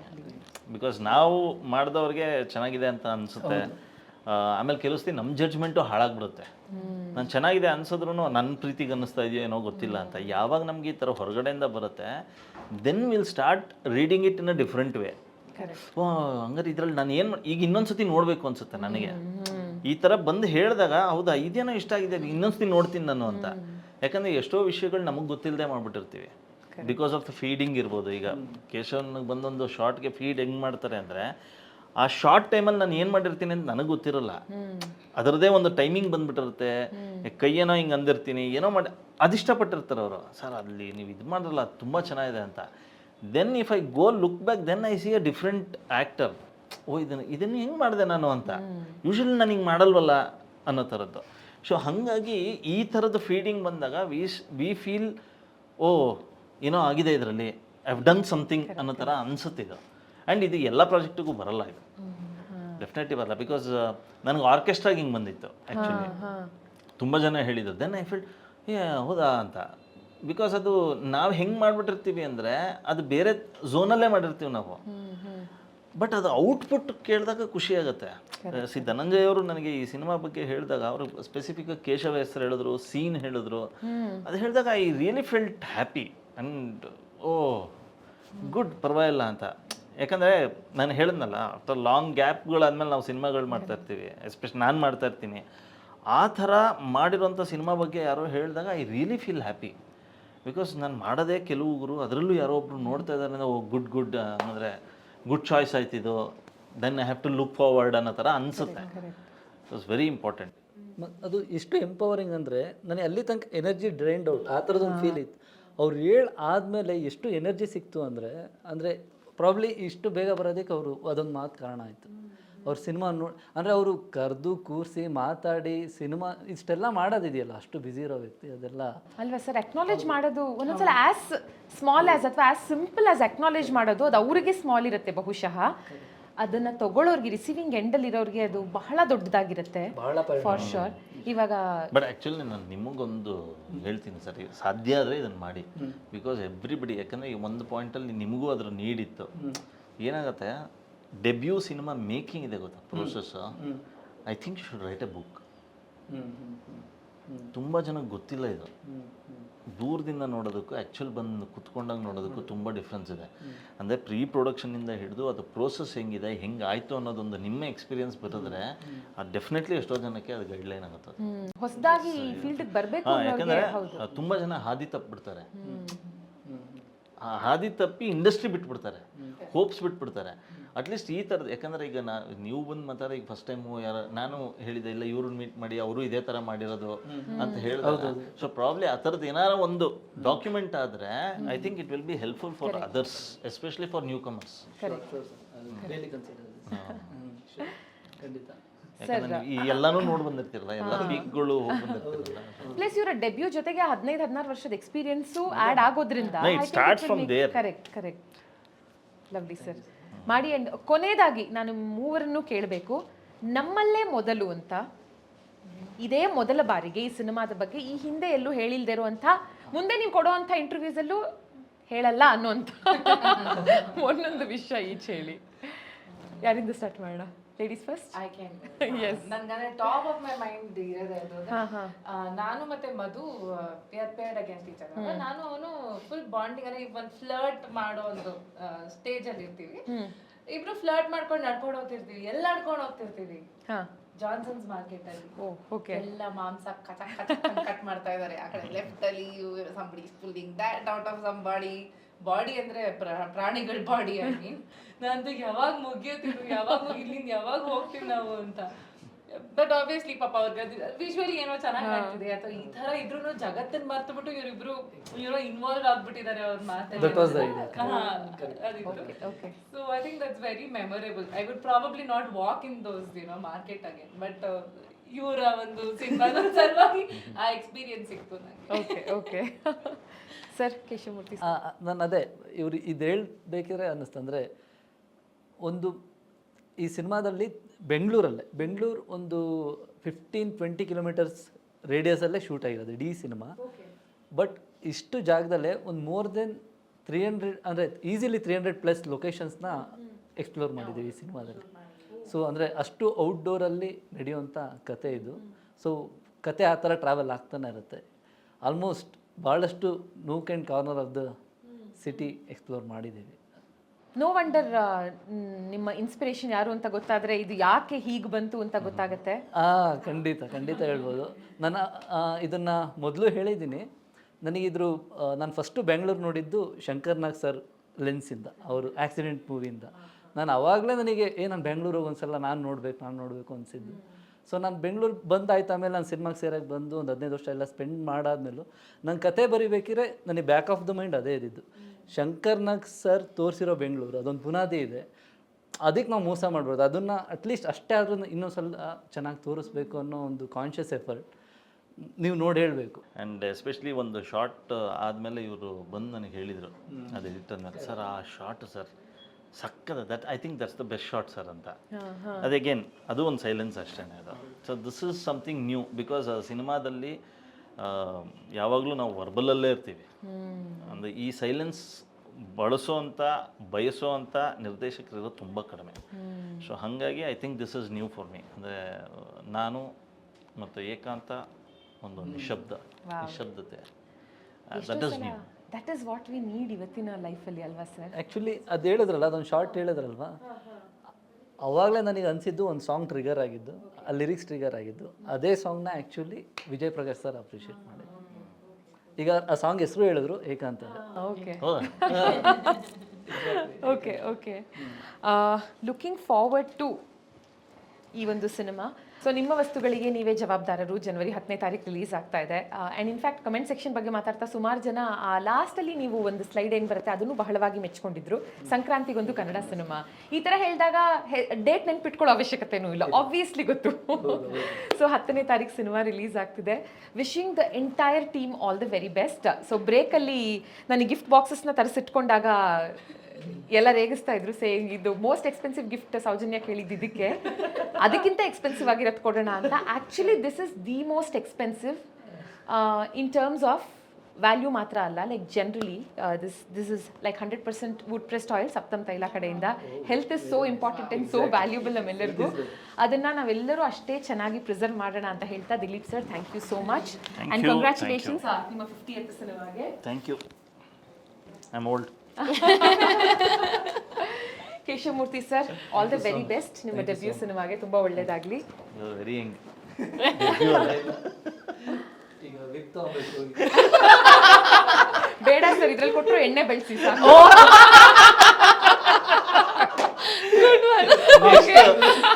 ನೆಕ್ಸ್ಟ್ ಮೈಸೂರು ಕಡೆ ಹೋಗ್ಬೇಕಾದ್ರೆ ನಿಮ್ಮ ಫೋಟೋ ಇಷ್ಟು ಉದ್ದ ಬಿಫೋರ್ ಆಫ್ಟರ್ ಅಂತ.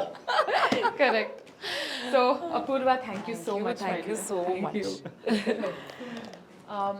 It was a lengthy interview, ಆದರೆ ಎಲ್ಲೂ ಲೆಂತಿ ಅನ್ನಿಸ್ಲಿಲ್ಲ ಎಕ್ಸೆಪ್ಟ್ ಫಾರ್ ನಮಗೆ ಟೈಮ್ ನೋಡಿಕೊಂಡ್ರೆ ಗೊತ್ತಾಗತ್ತಷ್ಟೇ. Such an engaging conversation with the team. ನನಗೆ ಬಹಳ ಖುಷಿ ಆಯಿತು. Thank you so much. ನಿಮ್ಮೂರು ಜನಕ್ಕೂ ಇಂಟರ್ವ್ಯೂ ಅಷ್ಟೇ ಇಷ್ಟ ಆಯಿತು ಅಂತ ಅನ್ಕೊಂಡಿದ್ದೀನಿ. Thank you. ಬರೀ ಇಂಟರ್ವ್ಯೂ ತರ ಇರಲಿಲ್ಲ. You are very very conversational, very ಏನಂತಾರೆ ಸ್ಪಾಂಟೇನಿಯಸ್, ಮತ್ತೆ ಆನೆಸ್ಟ್ ಆಗಿ ಸಿನಿಮಾ ಬಗ್ಗೆ ತಿಳ್ಕೋಬೇಕು ಅಂತಾನೆ ನಿಮ್ಗೆ ಇಷ್ಟ ಆಯ್ತು ಅಂತ ವಿ ಕುಡ್ ಫೈಂಡ್ ಔಟ್. ಮತ್ತೆ ಅವರು ನೀವು ಎಕ್ಸ್ಟ್ರಾಕ್ಟ್ ಮಾಡಿದ ರೀತಿ ಕೂಡ ನಮಗೆಲ್ಲೂ ಅಂದ್ರೆ ಬರ್ಡನ್ ಅನ್ಸ್ಲೇ ಇಲ್ಲ, ಬಹಳ ಫ್ರೀ ಫ್ಲೋಯಿಂಗ್ ಇತ್ತು. Thank you so much. Thank you sir. Thank you. And ಅದು ಪ್ರಿಪೇರ್ ಆಗಿದ್ದ ರೀತಿನೂ ಅಷ್ಟೇ, ಕಮೆಂಟ್ಸ್ಗಳನ್ನೆಲ್ಲ ನೋಟ್ ಮಾಡ್ಕೊಂಬಂದು. ಕರೆಕ್ಟ್. ಮತ್ತೆ ಹಾಡಾಡಿದ್ದು ಕೂಡ ಬಹಳ ಇಷ್ಟ ಆಯ್ತು. Thank you. ಇದು ಇವತ್ತಿನ ಇಂಟರ್ವ್ಯೂಗೋಸ್ಕರ ಹಾಡಿದ್ದ ಅಥವಾ ನಿಜವಾಗ್ಲೂ ಇಷ್ಟ ಸರ್ ನಿಜವಾಗ್ಲೂ ಹಾಡು ಇಷ್ಟ ಆಯಿತು. ಕಂಗ್ರ್ಯಾಚುಲೇಷನ್ಸ್. ಬಟ್ ಅದೇ ನೀವು ಹಾಡಿ ಅಂತ ಸರ್ ಹೇಳಿದಾಗ ಸರ್ ಓಕೆನಾ ಪರವಾಗಿಲ್ವಾ ಹಾಡ್ಲಾ, ಯಾಕಂದ್ರೆ ಅಷ್ಟು ಅದ್ಭುತವಾದ ಹಾಡು ನಾವು ಹೆಂಗೋ ಹಾಡ್ಬಿಡ್ಬಾರ್ದಲ್ಲ. ಹೆಂಗ್ ಬೇಕಾದ್ರೂ ಹಾಡಬಹುದು ಅಂತಾನೆ ಅವ್ರು ಹಾಡು ಮಾಡಿದ್ದಾರೆ. ಬಟ್ ಆ್ಯಕ್ಚುಲಿ ತುಂಬ ಚೆನ್ನಾಗಿದೆ ಹಾಡು. ಈವರೆಗೆ ರಿಲೀಸ್ ಆಗಿರೋ 3ರಲ್ಲಿ ನನ್ನ ಡೆಫಿನೆಟ್ಲಿ ಮೈ ಫೇವ್ರೆಟ್. ನೀವಿಬ್ರು ಚೆನ್ನಾಗಿ ಹಾಡಿದ್ರಿ. Thank you sir. Thank you. Thank you. ಹಾಡಲ್ಲಿ ನೀವು ಕಾಣಿಸ್ಕೊಂಡಿದ್ದೀರಾ, ಇಲ್ಲಿ ಹಾಡಿದ್ವಿ. It was lovely. Thank you and all the very best entire ಟೀಮ್ಗೆ. Thank you. Thank you. Thank you.